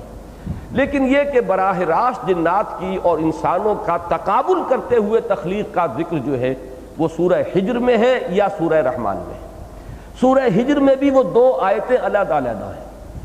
لقد خلقنا الانسان من صلصال من حمأ مسنون ایک آیت، والجان خلقناہ من قبل من نار السموم دوسری آیت۔ یہاں جو ہے یہ واحد مثال ہے پوری قرآن مجید میں کہ ایک ہی آیت میں دونوں کو جمع کیا گیا ہے۔ خلق الانسان نہیں، ایک جگہ پر جمع کیا گیا، آیت تو دو ہی ہیں، خلق الانسان من صلصال کالفخار وخلق الجان من مارج من نار، اور جنوں کو پیدا کیا ہے آگ کی لپٹ سے۔ یہاں تک تو معاملہ واضح ہے۔ میں نے جو بات اضافی عرض کی تھی کہ ایسے محسوس ہوتا ہے کہ یہ دونوں در حقیقت زمینی پیداوار ہیں۔ انسان کا زمین سے پیدا ہونا یہ تو بالکل واضح ہے، قرآن مجید میں بار بار آیا، مٹی سے بنایا، طین سے بنایا، گارے سے بنایا، یہ مضمون تو اس قدر تکرار کے ساتھ آیا ہے کہ قرآن مجید کے ہر طالب علم کے علم میں ہے۔ لیکن یہ بات کہ در حقیقت اسی زمین کی ایک حالت وہ تھی، یہ اب آج کی ہماری سائنس ہے جو ہمیں بتا رہی ہے۔ ظاہر بات ہے کہ آج سے 1400 برس قبل یا 1500 برس قبل یا 1000 برس قبل بھی یہ بات جو ہے لوگوں کے علم میں نہیں تھی کہ یہ زمین جیسی آج ہمیں نظر آ رہی ہے ہمیشہ سے ایسی نہیں تھی۔ یہ بھی ابتداءً آگ کا ایک کرہ تھی، ایک شعلہ، ایک آگ کا ایک بہت بڑا ناری کرہ۔ وہ آگ ٹھنڈی ہوئی ہے تو جیسے انگارے کے اوپر راکھ آ جاتی ہے ایسے ہی زمین کے اوپر کرسٹ آف دی ارتھ جو ہے وہ بنا ہے۔ یہ راکھ ہے زمین کی کہ جو مٹی کی شکل میں ہمیں نظر آ رہی ہے۔ پھر جیسے کہ کوئی چیز ٹھنڈی ہوتی ہے تو سکڑتی ہے، لہذا وہ زمین جو ہے سکڑی ہے، اور سکڑنے میں اس کے اندر یہ نشیب و فراز پیدا ہوئے کہ کہیں پہاڑ ہو گئے اور کہیں غاریں ہو گئیں۔ جو اس آگ کے بخارات نکلے تھے وہی ہیں کہ جنہوں نے باہر جا کر فضا کی شکل اختیار کی ہے۔ یہ گیسز ہیں جو اسی آگ سے نکلی ہوئی گیسز ہیں کہ جنہوں نے یہ ہماری فضا کا جو کور ہے پوری زمین کے گرد یہ مہیا کیا ہے۔ انہی میں سے گیسز ہیں آکسیجن اور ہائیڈروجن جن سے پانی بنا ہے۔ وہ پانی جو ہے سال ہا سال نہیں، ہزار ہا سال تک وہ پانی زمین کے اوپر برستا رہا ہے، وہی پانی ہے جس نے سمندروں کی شکل اختیار کی ہے۔ اب نوٹ کیجئے، یہ تو نظریہ ارتقاء نے بات بڑی تفصیل سے بیان کی کہ جب وہ سمندروں کے اور زمین کی مٹی جہاں ملی تھی وہاں دلدلی کیفیات پیدا ہوئی، کبھی وہ پانی خشک ہو جاتا ہے، کبھی پھر وہاں پانی آ جاتا ہے، کبھی وہ کرسٹ بن جاتا ہے، پپڑی سی بن جاتی ہے جہاں دلدلیں ہوتی ہیں ان کے اوپر آپ نے دیکھا ہوگا۔ یہ جو وہاں کا تغیر و تبدل ہے اسی کے ذریعے سے وہاں حیاتیاتی جو ہے ارتقاء شروع ہوا ہے۔ یہ ہے کہ جو سائنس ہمیں بتا رہی ہے۔ قرآن مجید نے اس کو اس صراحت کے ساتھ کہیں بیان نہیں کیا ہے، لیکن کہیں وہ کہتا ہے تراب سے بنایا، مٹی سے بنایا، کہیں کہتا ہے تین سے بنایا، تین کہتے ہیں مٹی کو جب پانی میں گوندھ کر گارا بنا دیا جائے تو وہ تین ہے، کہیں وہ کہتا ہے تین لازب سے بنایا، گارا جب بہت عرصے تک پڑا رہے اس میں چپچپاہٹ پیدا ہو جائے، لہس پیدا ہو جائے تو یہ تین لازب ہے۔ پھر کہیں وہ کہتا ہے کہ حمیم مسنون، اس کے اندر ایک سڑھاند پیدا ہو جاتی ہے، ایک بو اٹھتی ہے، ہم نے اس سے بنایا۔ یہ عام طور پر ہوا کرتا تھا، آج کے نوجوانوں کے لیے تو یہ اب یعنی ایسی بات ہے کہ جو ان کے مشاہدے میں کبھی نہیں رہی۔ ہم نے اپنے بچپن میں دیکھا ہے، کچے مکان ہوتے تھے، ان کو لیپنے کے لیے گارا تیار کیا جاتا تھا، وہ گارا تغاری بنا کر جو ہے مٹی اس میں ڈال دی گئی، پھر اس میں کوئی توڑی ڈالتے تھے، آرگینک میٹر، یہ توڑی ہے جو وہاں جب گلتی تھی تو اس سے اس کے اندر وہ لیس پیدا ہوتا تھا اس گارے کے اندر، اور ایک سڑان سی پیدا ہو جاتی تھی اس کے اندر، بدبو پیدا ہوتی تھی۔ یہ ہے من حمیم مسنون۔ پھر جب یہ خشک ہوتی تھی اور اس کے اندر پپڑیاں بنتی تھی تو یہ ہے صلصال من حمیم مسنون۔ یہ پپڑی اتنی خشک ہو جائے کہ بجنے لگے، وہ کھنکھنانے لگے تو وہ ہے صلصال کالفخار۔ اب آپ اندازہ کیجئے 6 یا 7 تعبیرات ہیں جو قرآن مجید نے دی، اور پورا کا پورا فلسفہ ارتقاء جہاں سے بیان کرتا ہے مدارج کو، وہ اس کے اندر فٹ بیٹھتا چلا جاتا ہے۔ قرآن مجید نے اس انداز میں بیان نہیں کیا، لیکن ان مدارج کا جو ہے اس کے ساتھ ایک کوریلیشن قائم ہوتا ہے۔ بہرحال جہاں تک ایک اینڈ ریزلٹ جسے ہم کہتے ہیں وہ مشترک ہے کہ مٹی سے بنا انسان، وہ کرسٹ آف دی ارتھ جو ہے اسی سے بنا ہے، بلکہ آدم کے لفظ کی یہی شرح کی جاتی ہے۔ ادیم کہتے ہیں چھلکے کو،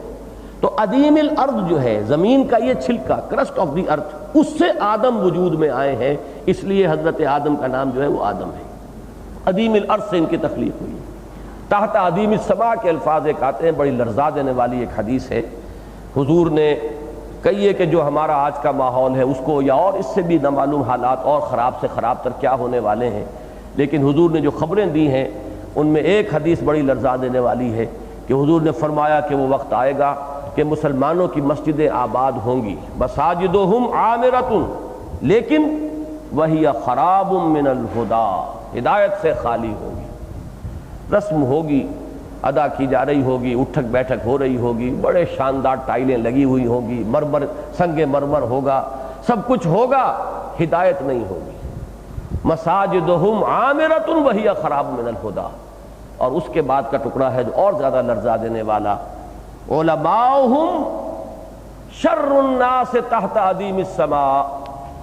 ان کے علماء جو ہیں آسمان کی اس چھلکے کے نیچے بدترین لوگ ہوں گے۔ من عندہم تخرج الفتنہ وفیہم تعود، انہی میں سے فتنہ نکلے گا، انہی میں لوٹ جائے گا، یعنی فتنے اٹھانے کے سوا انہیں کوئی کاروبار نہیں رہے گا، کوئی مصروفیت، لوگوں کو ہدایت کی طرف بلانا جو ہے ان کے سامنے نہیں رہے گا، فتنے اٹھانے، جھگڑے اٹھانے، لوگوں کو تقسیم کرنے، سر پھٹول کروانا، یہ ان کا پیشہ بن کر رہ جائے گا۔ من عندہم تخرج الفتنہ، فتنہ کون اٹھا سکتا ہے؟ ظاہر بات ہے کہ وہی اٹھائیں گے جن کی طرف لوگوں کا رجوع ہوتا ہے، جن کی طرف لوگ جو ہے وہ اپنی رہنمائی کے لیے دیکھتے ہیں۔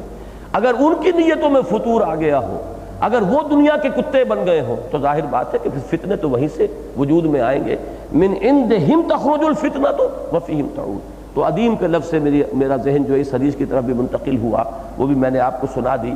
تو میرے ذہن میں ثقلان کا لفظ جو آیا ہے، اس میں زمین کے 2 بوجھ، یہ زمین کا ذکر ہو رہا ہے اس قرآن مجید کے اندر۔ کل من علیہا فان، علیہا کی ضمیر بھی میرے نزدیک یہاں زمین کی طرف جا رہی ہے، کہ یہ جو قیامت آئے گی جس کو کہ ہم جانتے ہیں، جس کے بعد بعث بعد الموت ہے اور حشر نشر ہے، حساب کتاب ہے، وہ قیامت اس پوری کائنات کے منہدم ہونے کا نام نہیں ہے، بلکہ وہ یہ زمینی تخلیق جو ہے، یہ عالم ارضی، اس میں جو یہ 2 مخلوقات پیدا کیے گئے، ایک جنات اور ایک انسان، یہ در حقیقت ان کے جزا و سزا کا اور ان کے جو بھی یہ امتحانی وقفہ تھا اس دنیاوی زندگی کا، اس کے بعد ان کے کارنامہ حیات کا نتیجہ بیان کرنے کے لیے ہوگا۔ تو وہ ساری ہلاکت جو آئے گی وہ در حقیقت اسی زمین کی مخلوقات کے اوپر آئے گی۔ کل من علیہا فان ویبقى وجہ ربک ذو الجلال والاکرام، اور اسی میں فرمایا گیا سنفرغ لکم ایھا الثقلان، یہ دونوں بوجھ ہیں اس زمین کے، گویا کہ دونوں زمین ہی سے بنائے گئے ہیں، اگرچہ جنات اس دور میں بنائے گئے جبکہ زمین آگ کا ایک شعلہ تھی، اس شعلے کی لپٹ سے، نار السموم، شعلے کے بارے میں بھی میں بیان کر چکا ہوں، یہ فزکس کے بلکہ ابتدائی اسباق میں سے ہے کہ شعلہ جو ہے فلیم، اس کا بھی ایک حصہ تو وہ ہے لیومینس جو نظر آ رہا ہوتا ہے، جو وہ پیلے سے رنگ کا ایک شعلہ آپ کو نظر آ رہا ہے، آگ ہے پیلے رنگ کی ہے، ایک وہ ہے اس کے گرد ہے اصل حصہ جہاں حرارت سب سے زیادہ ہوتی ہے، لیکن وہ انویزیبل حصہ وہ نظر نہیں آتا. وہ ہے اصل میں لپٹ جس کو کہا گیا ہے, یا نار السموم. جیسے کہ آگ اگر ہوا کے اندر آگ سرایت کیے ہوئے ہے, باد سرسر ہے, لو کے تھپیڑے آ رہے ہیں, تو کوئی شے نظر نہیں آتی. حرارت ہے آگ اس ہوا کے اندر لیکن نظر نہیں آ رہی. اسی طریقے سے شعلے کا وہ حصہ جو انویزیبل ہے, اس لپٹ سے جنات کی تخلیق ہوئی ہے. اور وہ شعلہ بھی کوئی اور شعلہ نہیں بلکہ اسی زمین کا وہ دور جبکہ یہ ایک شعلے کی شکل میں تھی. یہی وجہ ہے کہ سورہ حجر میں اس کو بیان کیا گیا ہے, وَالْجَانَّ خَلَقْنَاهُ مِن قَبْلُ مِن نَارِ السُّمُومِ. انسان کی, آدم کی پیدائش اور تخلیق سے بہت پہلے جنات کی تخلیق کی گئی ہے لو کی لپٹ سے. یعنی یہ کہ جو اس کے اوپر زمین جب ایک شعلہ تھی, اس شعلے کے اوپر جو وہ اس کی لپٹ تھی, وہ انویزیبل حصہ اس کا, اس سے بنائے گئے. البتہ یہ ذہن میں رہے کہ جنات آگ سے بنائے گئے لیکن آگ نہیں ہے. جیسے ہم مٹی سے بنائے گئے لیکن اب مٹی نہیں ہے. ہمارا یہ پروٹوپلازم جسے ہم کہتے ہیں, یہ جو ہمارے جسم کا جو مادہ ہے, یہ مٹی نہیں ہے اگرچہ اس کا مادہ تخلیق مٹی ہے. اسی طریقے سے ذہن میں اگر یہ تصور ہے کہ جن جو ہے وہ آگ ہے, نہیں, آگ سے بنے ہیں, مادہ تخلیق ان کا آگ ہے لیکن وہ خود آگ نہیں ہے. اور یہ جنات اور انسان یہ دونوں اس زمین ہی سے بنائے گئے, یہی دونوں اس زمین کا بوجھ ہیں. ایک بات اس کے ضمن میں اور آ گئی تھی درس کے دوران, وہ چونکہ ہمارا اجماعی عقیدہ جو ہے اہل علم کا وہ تو یہ ہے کہ جنات میں نبی اور رسول نہیں آئے. میرے حلقے میں جو لوگ شرکت کرتے ہیں ان کا چونکہ میرا ایک بڑا طویل اور بڑا گہرا تعلق رہا ہے مولانا امین احسن اصلاحی صاحب کے ساتھ, تو ان حضرات کا بھی ایک تعلق ہے. تو چونکہ انہوں نے اس کے برعکس ایک رائے دی ہے تو میں اس کے ضمن میں وضاحت کر رہا ہوں کہ مولانا اصلاحی صاحب نے یہ رائے دی ہے کہ جنوں میں بھی رسول آئے. اس لیے کہ قاعدہ جب قرآن مجید نے یہ بیان کیا ہے کہ رسول اسی جنس میں سے ہونا, اسی کی نوع میں سے ہونا ضروری ہے جس کی طرف رسول بھیجا جائے, ورنہ حجت قائم نہیں ہوتی. تو یہ قاعدہ کلیہ اپنی جگہ صحیح ہے, میں اس کو ایک اصول کی حیثیت سے مانتا ہوں. لیکن آپ دنیا بھر کے قواعد کے بارے میں یہ جانتے ہیں کہ ایکسیپشنز پروو دی رول.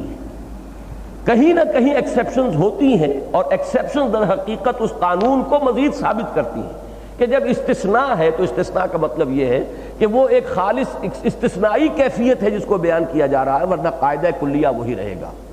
ویسے تو یہ ہے کہ قرآن مجید نے یہ بھی بیان کیا ہے کہ اکثر رسول جو بھیجے گئے وہ اسی قوم کا فرد ہوتے تھے. وَإِلَىٰ مَدْيَنَ أَخَاهُمْ شُعَيْبًا, تاکہ حجت جو ہے بتمام و کمال قائم ہو جائے, کوئی حجاب نہ ہو, کوئی ان کے درمیان مغایرت کا پردہ حائل نہ ہو. لیکن اس میں بھی ہم استثناء دیکھتے ہیں کہ حضرت لوط علیہ السلام عامورہ اور صدوم کی بستیوں کی طرف بھیجے گئے, حالانکہ وہ ان کی قوم کے فرد نہیں تھے. یہ تو حضرت ابراہیم علیہ السلام کے بھتیجے تھے حضرت لوط علیہ السلام, ان کے ساتھ ہجرت کر کے عراق سے گئے تھے شام اور پھر فلسطین پہنچے تھے. پھر ان کو بھیجا اللہ تعالیٰ نے صدوم اور عامورہ کی بستیوں کی طرف, تو وہاں جب وہ گئے تو ظاہر بات ہے کہ وہ اس قوم کے فرد نہیں تھے, ایکسیپشن موجود ہے. اسی طریقے سے انسانوں کے اندر, انسانوں میں مرد بھی ہیں عورتیں بھی ہیں.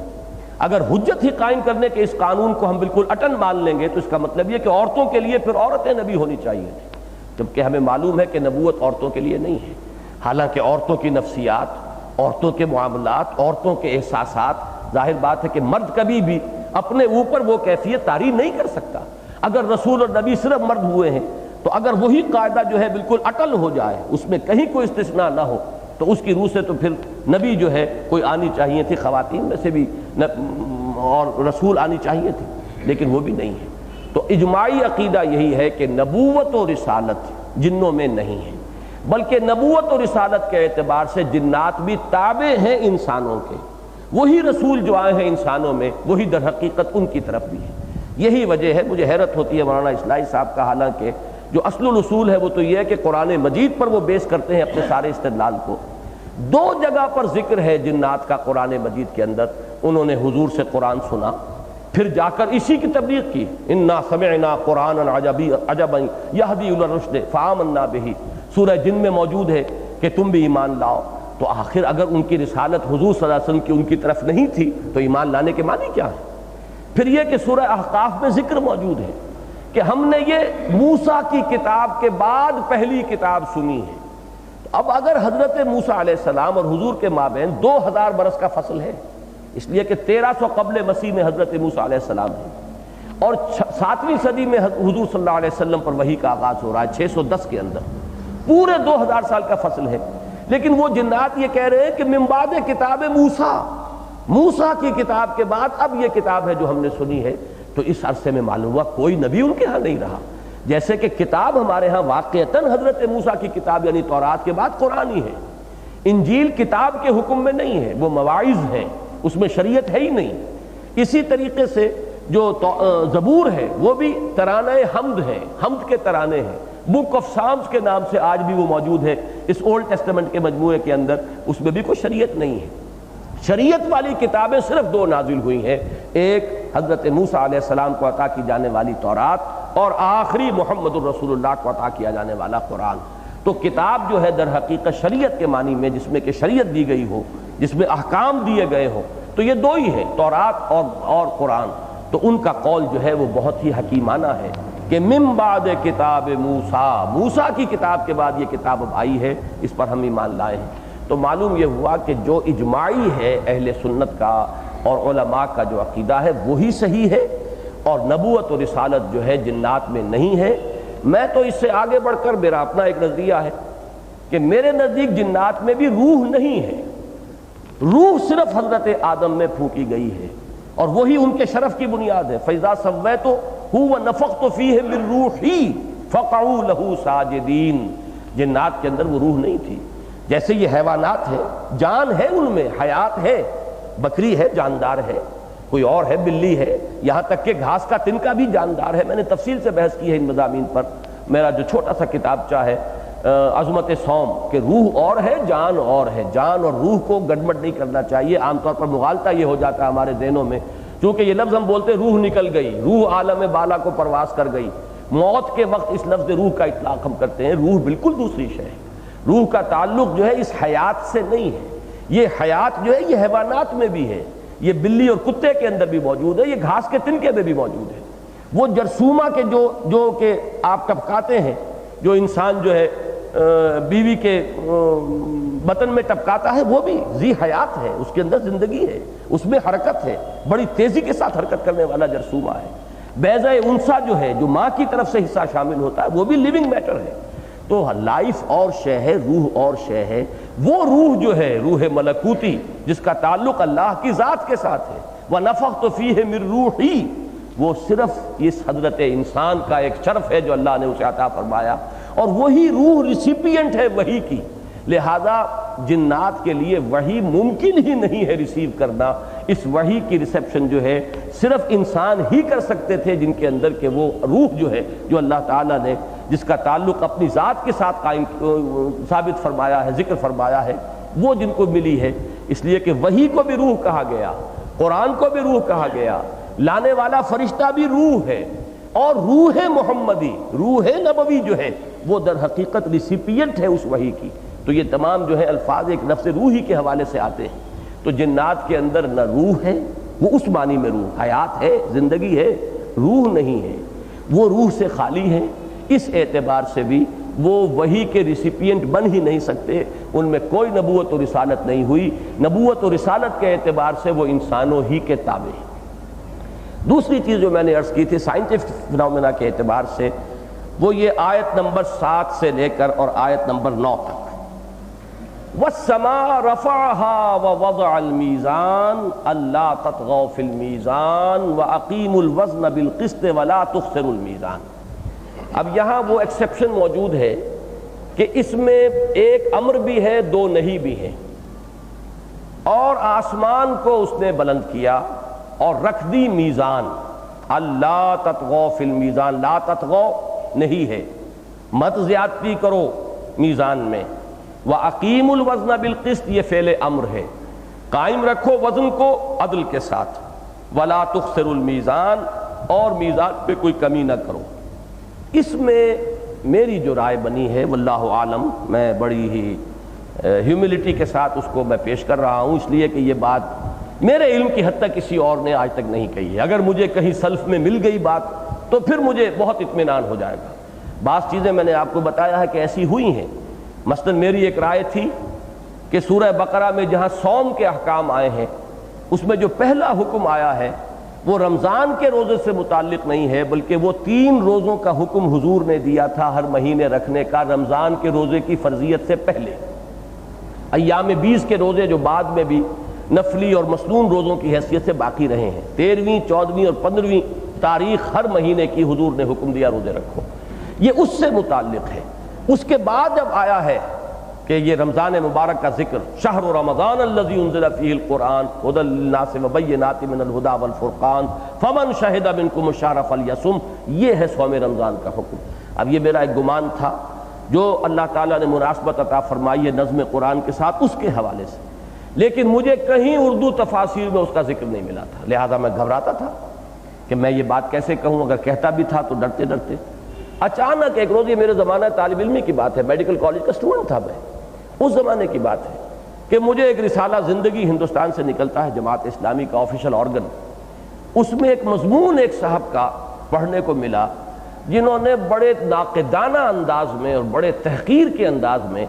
یہ بات بیان کی، مولانا انور شاہ کاشمیری رحمۃ اللہ علیہ کی رائے کی نفی کرتے ہوئے کہ انہوں نے کیسی ہلکی بات کہہ دی ہے کہ یہ پہلا حکم جو ہے روزے کا، یہ رمضان کا حکم رمضان کے روزے سے متعلق نہیں ہے، بلکہ یہ تو متعلق ہے وہ جو 3 روزوں کا حکم دیا گیا تھا شروع میں۔ اب انہوں نے تو ان کی نفی کی تھی اور بڑے استحقار کے انداز میں اور تردید کرتے ہوئے بات کہی تھی، لیکن مجھے اطمینان کا سانس نصیب ہوا کہ اگر جو رائے میری بنی، اگر وہی رائے انور شاہ کاشمیری رحمۃ اللہ علیہ کی ہے، تو پھر اب مجھے کوئی وہ بے چینی نہیں رہی، گھبراہٹ نہیں رہی، متفق گردید رائے بو علی برائے من۔ بعد میں نے جب تفسیر امام رازی پڑھی ہے، تفسیر کبیر، تو حیران رہ گیا میں کہ اس میں تو یہ قول سلف سے منقول چلا آ رہا ہے، لیکن ہوتا یہ ہے کہ ہر دور میں اب ہمارے جو اردو مفسرین ہیں ایک خاص ماحول کے اندر ان کی سوچ پروان چڑھی ہے، ایک خاص قسم کے اثرات فضا کے اندر موجود ہیں، اس کی وجہ سے جب وہ سلیکٹ کرتے ہیں متقدمین کے اقوال میں سے کوئی ایک چیز انہوں نے جو سلیکٹ کر لی، اب اسی پر مکھی ماری جا رہی ہے، لوگ ایک دوسرے سے نقل کرتے ہوئے چلے آ رہے ہیں، حالانکہ سلف میں یہ رائے موجود ہے کہ یہ پہلا حکم جو ہے یہ در حقیقت صوم رمضان کا نہیں ہے۔ اسی لیے وہاں لفظ آیا ہے ایام معدودات، یہ معدودات جمع قلت ہے، جمع قلت کا اطلاق ہوتا ہے 3 سے لے کے 9 تک، اس سے زیادہ پر اس کا اطلاق ہو ہی نہیں سکتا، اس لیے کہ یہ جمع قلت کہلاتی ہے۔ بہرحال یہ ایک میں نے مثال دی، اسی طرح ایک مثال اور میں آپ کو دے دوں، سورہ حج کی آیت کے بارے میں میرا گمان تھا، یہ جو آیت ہے سورہ حج کے اندر اذن للذین یقاتلون بانہم ظلموا، اب سورہ حج کے بارے میں اختلاف ہے، بعض اسے مکی لکھتے ہیں، بعض مدنی لکھتے ہیں، ایک رائے میری بھی ہے کہ اصلاً وہ مکی ہے، چند آیات مدنی ہیں، لیکن اس آیت کے بارے میں میرا یہ گمان تھا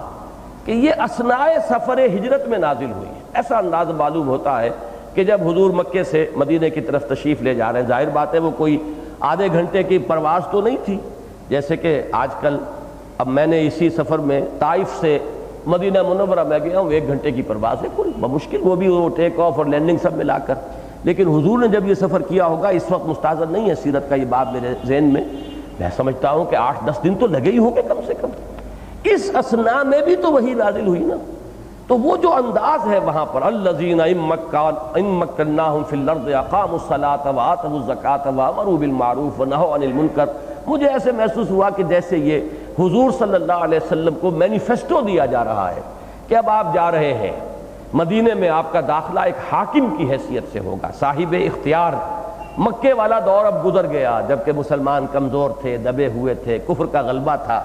اب تو بے تاج بادشاہ کی حیثیت سے آپ کا وہاں داخلہ ہوگا۔ الذین ان مکناہم فی الارض، اب آپ کو کیا کام وہاں جاتے ہی کرنے ہیں، اقاموا الصلاۃ وآتوا الزکاۃ وامروا بالمعروف ونہوا عن المنکر، یہ مینیفیسٹو ہے جو محمد رسول اللہ کو دیا جا رہا ہے، اور محسوس ایسا ہوتا ہے کہ ان آیات کے نزول کا کوئی موقع مکے میں تو بنتا ہی نہیں، اس لیے کہ ابھی وہ حالات ہی نہیں تھے کہ وہ تمکن ہو اور وہاں پر یہ احکام اس طریقے سے تنفیذ کیے جا سکیں، اور مدینے میں جانے سے پہلے یہ بات آ جانی چاہیے۔ تو میرا گمان تھا، بعد میں مجھے اطمینان ہوا کہ حضرت عبداللہ ابن عباس رضی اللہ تعالی عنہما کا یہ اثر موجود ہے کہ یہ آیات اثناء سفر ہجرت میں نازل ہوئی، تو اس سے ایک اطمینان ہو جاتا ہے۔ اسی طرح میں عرض کر رہا ہوں، چونکہ اب اتنا وقت میرے پاس نہیں ہے کہ میں ان تفاسیر کو کھنگالوں، ہو سکتا ہے یہ بات پہلے بھی کسی نے کہی ہو، لیکن اس وقت تک چونکہ میرے علم میں نہیں ہے اور میں یہ بات اپنی ایک منفرد رائے کی حیثیت سے پیش کر رہا ہوں، لہذا عرض کر رہا ہوں کہ بہت ڈرتے ڈرتے پیش کر رہا ہوں، پوری ہیوملٹی کے ساتھ پیش کر رہا ہوں، اللہ کرے کہ مجھے کہیں سے اصل میں سے بھی اس کی تائید مل جائے، ورنہ یہ کہ اگر میری رائے یہ غلط ہے تو کوئی میری اس غلطی کو مجھ پر واضح کر دیں اور مجھے اس پھر رجوع کرنے میں قطعاً کوئی بات نہیں ہوگا۔ لیکن اس سورہ مبارکہ کا مزاج جو میں نے سمجھا، اس میں سیاق و سباق کا جو تعلق قائم ہوتا ہے، اس کی روح سے میرے نزدیک یہاں جو خطاب ہے انسانوں سے نہیں ہے، یہ میزان دنیاوی نہیں ہے جس میں کہ تولا جاتا ہے۔ امام راضی نے بھی میری ایک مشکل آسان کی ہے، انہوں نے کہا ہے کہ لفظ میزان یہاں پر آیا ہے 3 مرتبہ، اور یہ میزان اصل میں تو ہے اسم آلہ مفعال کے وزن پر، مفزان کا میزان بن گیا، وزن کا آلہ جس سے کہ تولا جائے، لیکن انہوں نے کہا کہ یہ بطور مصدر بھی استعمال ہوا ہے، بطور موزون کی جگہ پر بھی جس کا وزن کیا جا رہا، اللہ تخسروا فی المیزان، مت کمی کرو کس چیز میں، میزان میں تو کمی نہیں ہوا کرتی، موزون میں کمی ہوتی ہے جس کا وزن کیا جا رہا ہو۔ تو ایک جگہ یہ جو ہے بحیثیت مصدر آیا ہے، ایک جگہ یہ بطور اسم آلہ آیا ہے، ایک جگہ یہ موزون کی جگہ پر میزان آیا ہے۔ یہ رائے ہے امام راضی کی جو میرے سامنے آئی۔ اب اگر یہ بحیثیت مصدر آ سکتا ہے تو میرے نزدیک یہ تینوں جگہ پر توازن کے معنی میں ہے۔ آج ہمیں یہ معلوم ہے اس فضا کی جو پہنائی ہے، اس خلا کی، اس کائنات کی وسعتوں کا اب بھی ہمیں صحیح اندازہ نہیں ہے، لیکن جتنا آج ہے اتنا آج سے 200 برس پہلے بھی نہیں تھا۔ آج ہمیں معلوم ہے کروڑ ارب کرے اس فضا کے اندر، اس خلا کے اندر تیر رہے ہیں، ٹکراتے نہیں ہیں آپس میں، ٹکرائیں گے تو یہ تباہی آ جائے گی، کائنات جو ہے ختم ہو کر رہ جائے گی۔ ان کو کیا چیز ہے جو باندھے ہوئے ہے کسی نظم کے اندر، وہ باہمی کشش کا ایک نظام ہے۔ یہ باہمی کشش کا نظام جس کا کہ فزکس میں قاعدہ دیا گیا ہے کہ وہ انورسلی پروپورشنل ہوتا ہے ماس کے ساتھ، جس کا جتنا بڑا حجم ہوگا، سمجھے آپ، تو وہ اس کے اعتبار سے ہی اس کی جو قوت ثقل ہے اس کے اندر کمی اور بیشی ہوتی چلی جائے گی۔ یہ ہے وہ قوت کے جو تھامے ہوئے ہے اس پورے نظام کو، کہ تمام کرے ایک دوسرے کو کھینچ رہے ہیں۔ اب ایک کرہ یہاں ہے، ایک اس کے داہنی جانب ہے، ایک بائیں جانب ہے، دائیں جانب بھی اسے کھینچ رہا ہے، بائیں جانب بھی کھینچ رہا ہے۔ ان دونوں پلز کا توازن ہے کہ جو اسے اپنی جگہ پر قائم کیے ہوئے ہیں۔ یہی توازن ہے کہ جس سے یہ پورا اس کائنات کا باہمی کروں کا نظام جو ہے اپنی جگہ پر قائم ہے۔ اور یہ توازن کتنا کمپلیکیٹڈ ہوگا اس کا ہم تو خیر تصور ہی نہیں کر سکتے، کہ ہر شے حرکت میں بھی ہے، حرکت میں ہوتے ہوئے بھی ان کے مابین فاصلوں کا جو رد و بدل ہو رہا ہے، اس کے اندر وہ توازن بدلنا نہ پائے۔ اگر توازن بدل گیا تو ظاہر بات ہے کہ ایک طرف کی کشش اگر زیادہ ہو گئی تو وہ کھینچ کر لے جائے گا، اور وہ کھینچ کر لے جائے گا تو اس کرے کے ساتھ جا کر ٹکرائے گا۔ اور قیامت کے موقع کے لیے یہ نقشہ قرآن میں کھینچا گیا ہے، وَجُمِعَ الشَّمْسُ وَالْقَمَرُ، یہ سورج اور چاند یکجا ہو جائیں گے۔ ذرا سا بھی اس نظام کشش باہمی میں ایک جگہ آپ فرق کر دیجئے تو یہ تو پھر سب کے سب جو ہے، یعنی اس اعتبار سے یہ اتنا نازک نظام ہے کہ مجھے وہ اقبال کا شعر بہت پسند ہے کہ لو سانس بھی آہستہ کے نازک ہے بہت کام، آفاق کی اس کارگہ شیشہ گری کا، یہ کروڑ ہا ارب ہا ٹن کا ایک ایک کرہ جو ہے جس کا ہم تصور بھی نہیں کر سکتے، ہماری زمین سے کروڑوں گنا حجم کے اندر کرے ہیں جو یہاں تیر رہے ہیں۔ یہ اگر ٹکرائیں آپس میں تو کیا ہوگا؟ کون سی چیز ہے جن کو ٹکرانے سے روکے ہوئے ہیں؟ ایک شے تو ہم جانتے ہیں وہ تو اللہ کا حکم ہے، لیکن اللہ کا حکم اس کائنات میں جس طور سے نافذ ہوتا ہے، سلسلہ اسباب و علل کے اندر اس کا جس طور سے ظہور ہوتا ہے، اس کو تو سامنے رکھیے نا۔ وہ یہی ہے کہ ان کا باہمی جو نظام ہے کشش ثقل کا، کشش باہمی کا، اس کا توازن ہے کہ جو اس پورے نظام کو تھامے ہوئے ہیں۔ تو یہاں جو ذکر ہوا ہے وَالسَّمَاءَ رَفَعَهَا وَوَضَعَ الْمِيزَانَ، میزان یہاں توازن کے معنی میں ہے۔ ہم نے اس آسمان کو بلند کیا اور اس میں توازن رکھ دیا، توازن پیدا کر دیا۔ ان بڑے بڑے اجرام سماویہ کے مابین ایک بیلنس ہے، یہ جو پلز ہیں مختلف جو اطراف سے جو کھینچ رہی ہیں۔ اب یہی آپ کو معلوم ہوگا کہ آج کل یہ راکٹس کے ذریعے سے جب آپ کسی چیز کو، کسی کرے کو کسی جگہ پہنچا دیتے پھر وہ خود بخود گردش میں آتا ہے۔ وہ جب آپ اس کو لانچ کرتے ہیں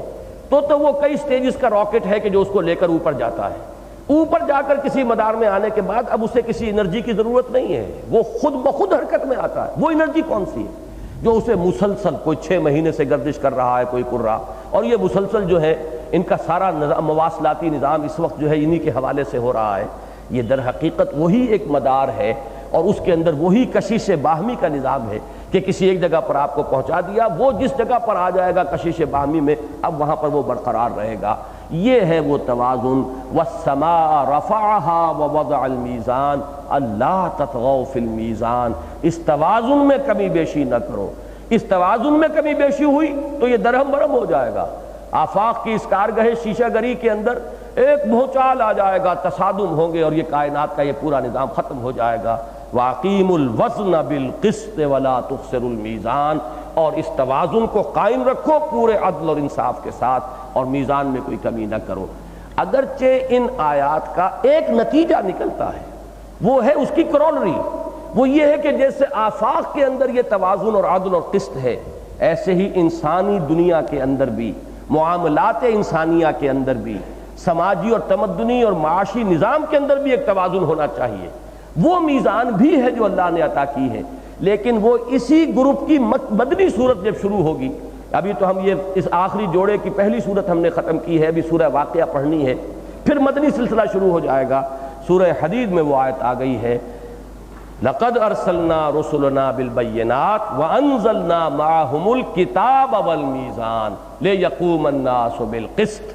وہ آیت جو ہے وہ اس مفہوم کو ادا کر رہی ہے، لیکن یہاں در حقیقت وہ آفاقی اور کائناتی، یا جس کو یونیورسل کہیں یا کاسمک کہیں، کاسمک بیلنس جو اس کائنات کے اندر اللہ نے قائم کیا ہے، یہاں وہ مراد ہے، نہ کہ یہ ترازو کے جس سے ہم تولتے ہیں، وہ ترازو جو ہے اس کا ذکر آئے گا سورہ حدید کے اندر۔ یہ میری ایک رائے ہے، واللہ اعلم۔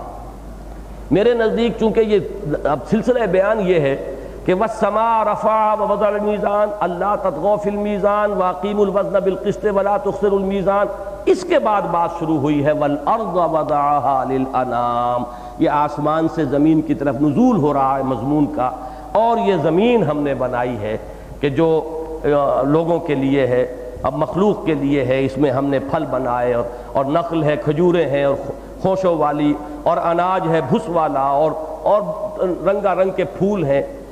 فَبِأَيِّ آلَاءِ رَبِّكُمَا تُكَذِّبَانِ، تو زمین سے پہلے کا ذکر جو ہے در حقیقت وہ عالم سماوی کا ذکر ہے، وہ اجرام سماویہ کے مابین، اور اسی میں نوٹ کیجئے وضع کا لفظ آیا ہے، جبکہ سورہ حدید میں آیا انزلنا معہم الکتاب والمیزان، یہاں وضع المیزان، اللہ نے میزان رکھ دی۔ یہ میزان جو رکھ دی ہے، یہ جو مفہوم میں عرض کر رہا ہوں، یہ لفظ زیادہ اس کے ساتھ مناسبت رکھنے والا ہے کہ یہ وہ کاسمک بیلنس ہے جو اس کائنات میں اللہ تعالیٰ نے قائم فرما دیا ہے، اور اس میں خطاب جو ہو رہا ہے اب وہ اجرام سماویہ سے ہو رہا ہے کہ اس نظم کو اب برقرار رکھو۔ اس کی نظیر قرآن مجید میں موجود ہے کہ اللہ تعالیٰ خطاب فرماتے ہیں، اب یہ مجازی خطاب ہے، یہ حقیقی خطاب ہے، یہ تو ایک دوسری بحث ہو جائے گی۔ آسمان اور زمین کے بارے میں ائتیا طوعا و کرہا قالتا اتینا طاعین، اللہ نے آسمان اور زمین کو حکم دیا آؤ حاضر ہو جاؤ، ہمارے حکم کے سامنے سرنگوں ہو جاؤ، چاہے اپنی طبیعت کی آمادگی کے ساتھ، چاہے اپنی طبیعت پر جبر کرتے ہوئے۔ ان دونوں نے عرض کیا کہ ہم حاضر ہیں اپنی پوری طبیعت کی آمادگی کے ساتھ، آپ کا جو حکم ہوگا اسی کی پابندی کریں گے۔ تو یہ کلام جو ہے زمین سے، آسمان سے، یہ جو بھی اجرام سماویہ ہیں، ان سے کلام قرآن مجید میں ثابت ہے اللہ تعالیٰ کا اس طور سے، اور میرے نزدیک یہاں پر بھی کلام کا رخ جو ہے وہ ان کی جانب ہے، انسانوں کی جانب نہیں ہے۔ تیسری چیز جو میں عرض کر دوں اب وہ آخری بھی ہوگی، وہ ہے یا معاشر الجن والانس ان استطعتم ان تنفذوا من اقطار السماوات والارض فانفذوا لا تنفذون الا بسلطان۔ پہلی بات تو میں یہ عرض کر دوں کہ میں نے جتنی تفسیریں پڑھی، طبیعت میں ایک خلش باقی رہی کہ اس آیت کا اصل محل اور مفہوم اور مقام ہے کیا۔ اے جنوں اور انسانوں کی قوم، اگر تم میں استطاعت ہے کہ تم آسمان اور زمین کے حدود سے نکل بھاگو تو نکل بھاگو، تم ہرگز نہیں نکل بھاگو گے سکو گے مگر سند کے ساتھ۔ اب سلطان کے دو معنی کیے گئے، ایک تو طاقت کے ساتھ نکل سکتے ہو، اور ایک یہ کہ سند کے ساتھ کہ ہمارا اگر پاسپورٹ ہے، ہمارا اجازت نامہ ہے تو نکل جاؤ گے۔ لیکن سوال یہ ہے کہ آسمانوں اور زمین سے نکل کے جائیں گے کہاں؟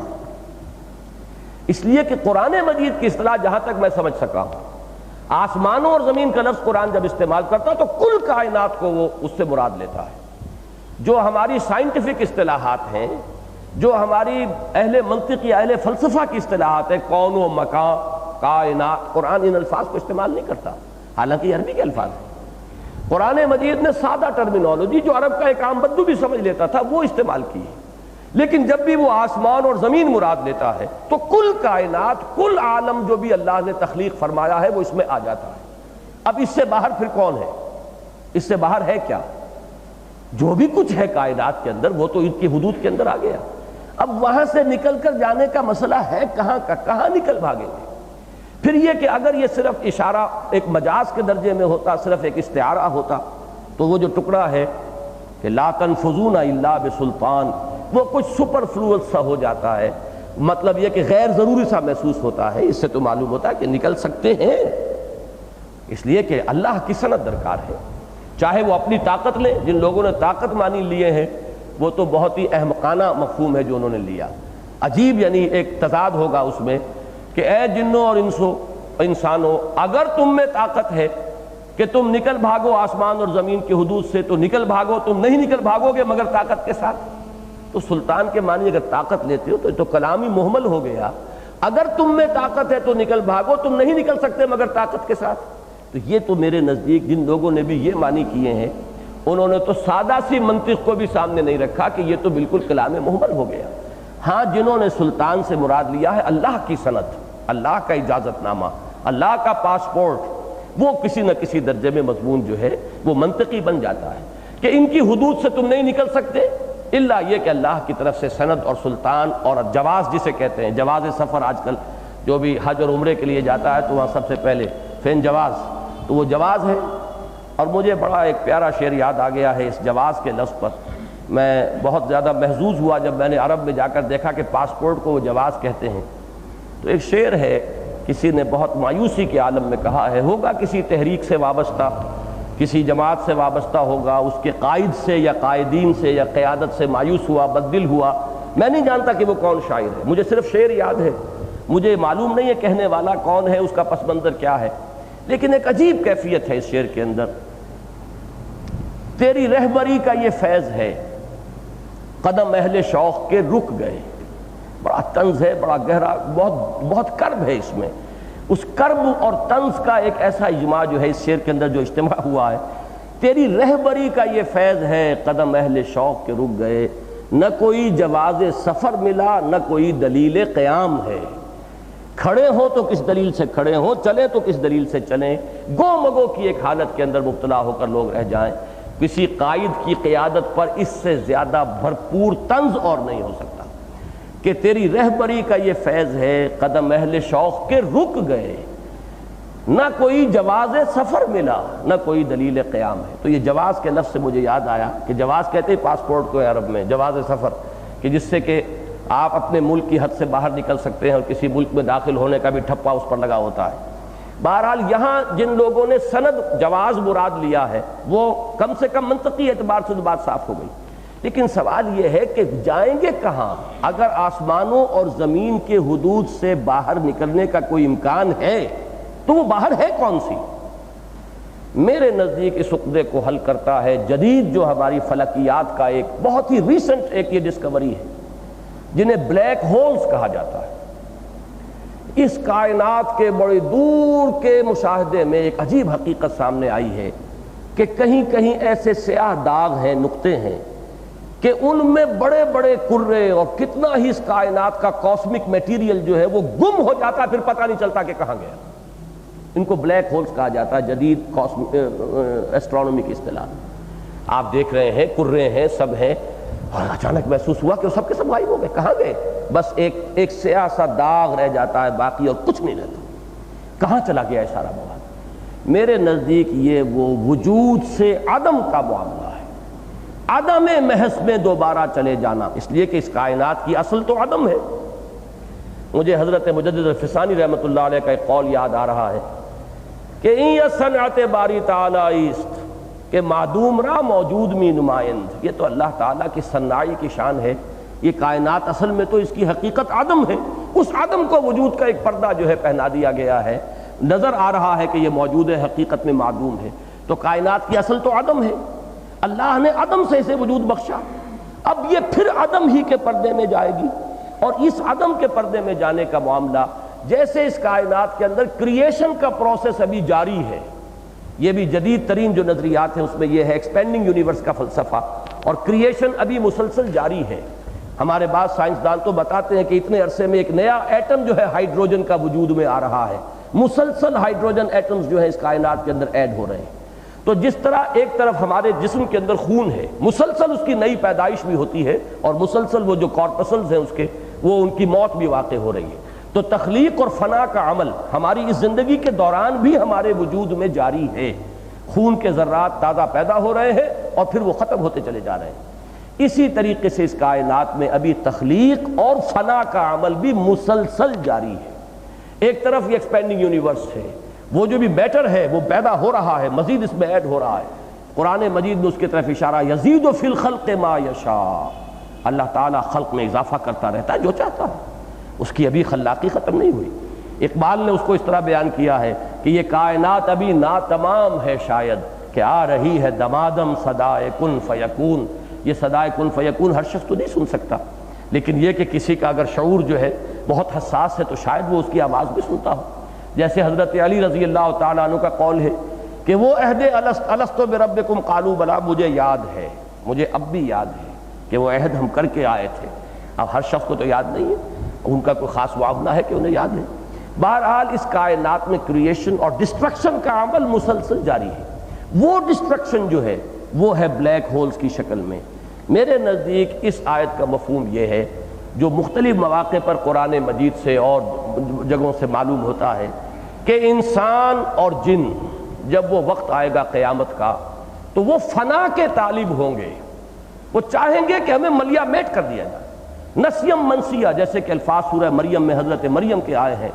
یا لیتنی مت قبل ھذا وکنت نسیم منسیہ، کاش کہ میں اس سے پہلے مر چکی ہوتی اور میں بھولی بسری ہو چکی ہوتی، یاد بھی نہ ہوتا کسی کو کہ کون مریم تھی۔ یہ جو ایک کیفیت ہے، یہی کیفیت تو ہر ایک کی ہوگی جب وہ حساب کا وقت قریب آ رہا ہوگا۔ کاش کہ ہم ایک دم ہمارا وجود ختم ہو جائے، جس کو کہ فارسی میں کسی نے کہا ہے، اس کیفیت کا اظہار ہے کہ مرا کاش کے مادر نہ زادے، کاش کہ مجھے میری ماں نے جنا نہ ہوتا۔ اور قرآن مجید میں سورہ جو ہے اما یتسالون، وہ اسی پر آتی ہے، یا لیتنی کنت ترابا، ہائے کاش کہ میں مٹی ہوتا۔ یہ آج جو محاسبہ ہے جس کو فیس کرنا پڑ رہا ہے، کاش کہ اس کا مرحلہ نہ آتا۔ یہی کیفیت حضرت ابو بکر رضی اللہ تعالیٰ عنہ کے اس قول میں ہے کہ کاش میں چہچہاتی ہوئی چڑیا ہوتا جس سے کوئی حساب کتاب نہیں، کاش میں گھاس کا ایک تنکا ہوتا جو جلا دیا جاتا ہے، ختم ہو جاتا ہے، پھر اس سے کوئی حساب کتاب نہیں۔ تو جن اور انس یہ چاہیں گے کہ کاش ہمیں معدوم کر دیا جائے، ہمارا وجود ختم ہو جائے، یہ شرف وجود جو ہمیں عطا ہوا ہے، یہ خلعت وجود جس سے ہم نوازے گئے ہیں، کاش کہ یہ ہم سے لے لی جائے۔ اسی کو قرآن مجید میں غالباً سورہ فرقان میں کہا گیا ہے، وَدَعَوْا هُنَالِكَ ثُبُورًا، اب وہ موت مانگیں گے اور کہا جائے گا اب ایک موت نہ مانگو، اب لاکھوں موتیں مانگو، اب ایک موت سے کام نہیں چلے گا، اب تو اس جہنم کے اندر ہر آن مرو گے اور پھر جیو گے، اور مرو گے اور پھر جیو گے، اور وہ موت نہیں آئے گی، وہ موت چاہیں گے اور وہ موت آئے گی نہیں۔ یہ ہے اصل میں نقشہ کہ انسان چاہیں گے اور جنات چاہیں گے کہ ہم معدوم کر دیے جائیں، ہمیں ختم کر دیا جائے، لیکن یہ کہ نہیں، البتہ اللہ کا حکم جب ہوگا، جس کے لیے ہوگا، وہ سند جس کو اللہ تعالیٰ عطا فرما دے کہ اس کا وجود ختم ہو جائے اور وہ عدم کے پردے میں گم ہو کر رہ جائیں، وہ بلیک ہول میں داخل ہو اور پھر ان کا وجود نہ رہے۔ جہنم میں داخل ہو کر تو وجود رہے گا، ایک کھال جل جائے گی تو دوسری کھال دے دی جائے گی، وہ جھلس جائے گی تو تیسری کھال دے دی جائے گی، تاکہ وہ سوزش اور جلن وہ مسلسل محسوس ہوتی رہے۔ وہ جو معدوم محض ہو جانے کی خواہش ہے، یہ آیت میرے نزدیک واللہ عالم پھر عرض کر رہا ہوں کہ یہ بلیک ہول کا کانسیپٹ جو ہے یہ بھی ظاہر بات ہے کہ بہت ریسنٹ ہے، میں پھر یقین کے ساتھ نہیں کہہ رہا، ایک ذہنی انتقال ذہنی ہے کہ میرا ذہن ادھر منتقل ہوا ہے اور میں نے اسے آپ حضرات کے سامنے رکھ دیا ہے۔ اہل علم کے لیے یہ غور و فکر کا مادہ ہوگا۔ اس میں یہ ڈھونڈنا، جیسا کہ میں نے تمہید میں کہا تھا کہ پہلے کسی نے یہ بات کہی ہے یا نہیں کہی ہے، تو یہ لا حاصل بات ہوگی، اس لیے کہ ظاہر بات ہے کہ بلیک ہولز کا کوئی کانسیپٹ ہی اس سے پہلے موجود نہیں تھا، کائنات کا ہمارا مشاہدہ ہی ابھی اتنی وسعت میں نہیں تھا، یہ مسلسل کریشن اور مسلسل ڈسٹرکشن کا یہ تصور جو ہے وہ ہمارے سامنے موجود نہیں تھا۔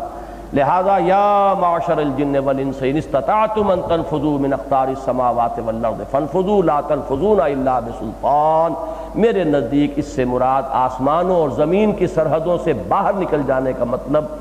یہ جو وجود ہے اس کے سرحد سے نکل کر عدم کے اندر داخل ہو جانا ہے، اور یہ چیز تو ہوگی ہی، ایک وقت آئے گا، لیکن کب ہوگی؟ جب اللہ چاہے گا، جب اللہ کی سلطان اور اللہ کی سند حاصل ہو جائے گی۔ تو یہ تین چیزیں تھیں خاص طور پر جو میں نے چاہا کہ دوبارہ دہرا کر آپ حضرات کے سامنے رکھ دوں، اور اس میں وہ مقدمہ اصل میں کہ ان چیزوں میں ہمیں فرق کرنا چاہیے، نہ تو جدید کے اندر اس طرح بہہ جائیں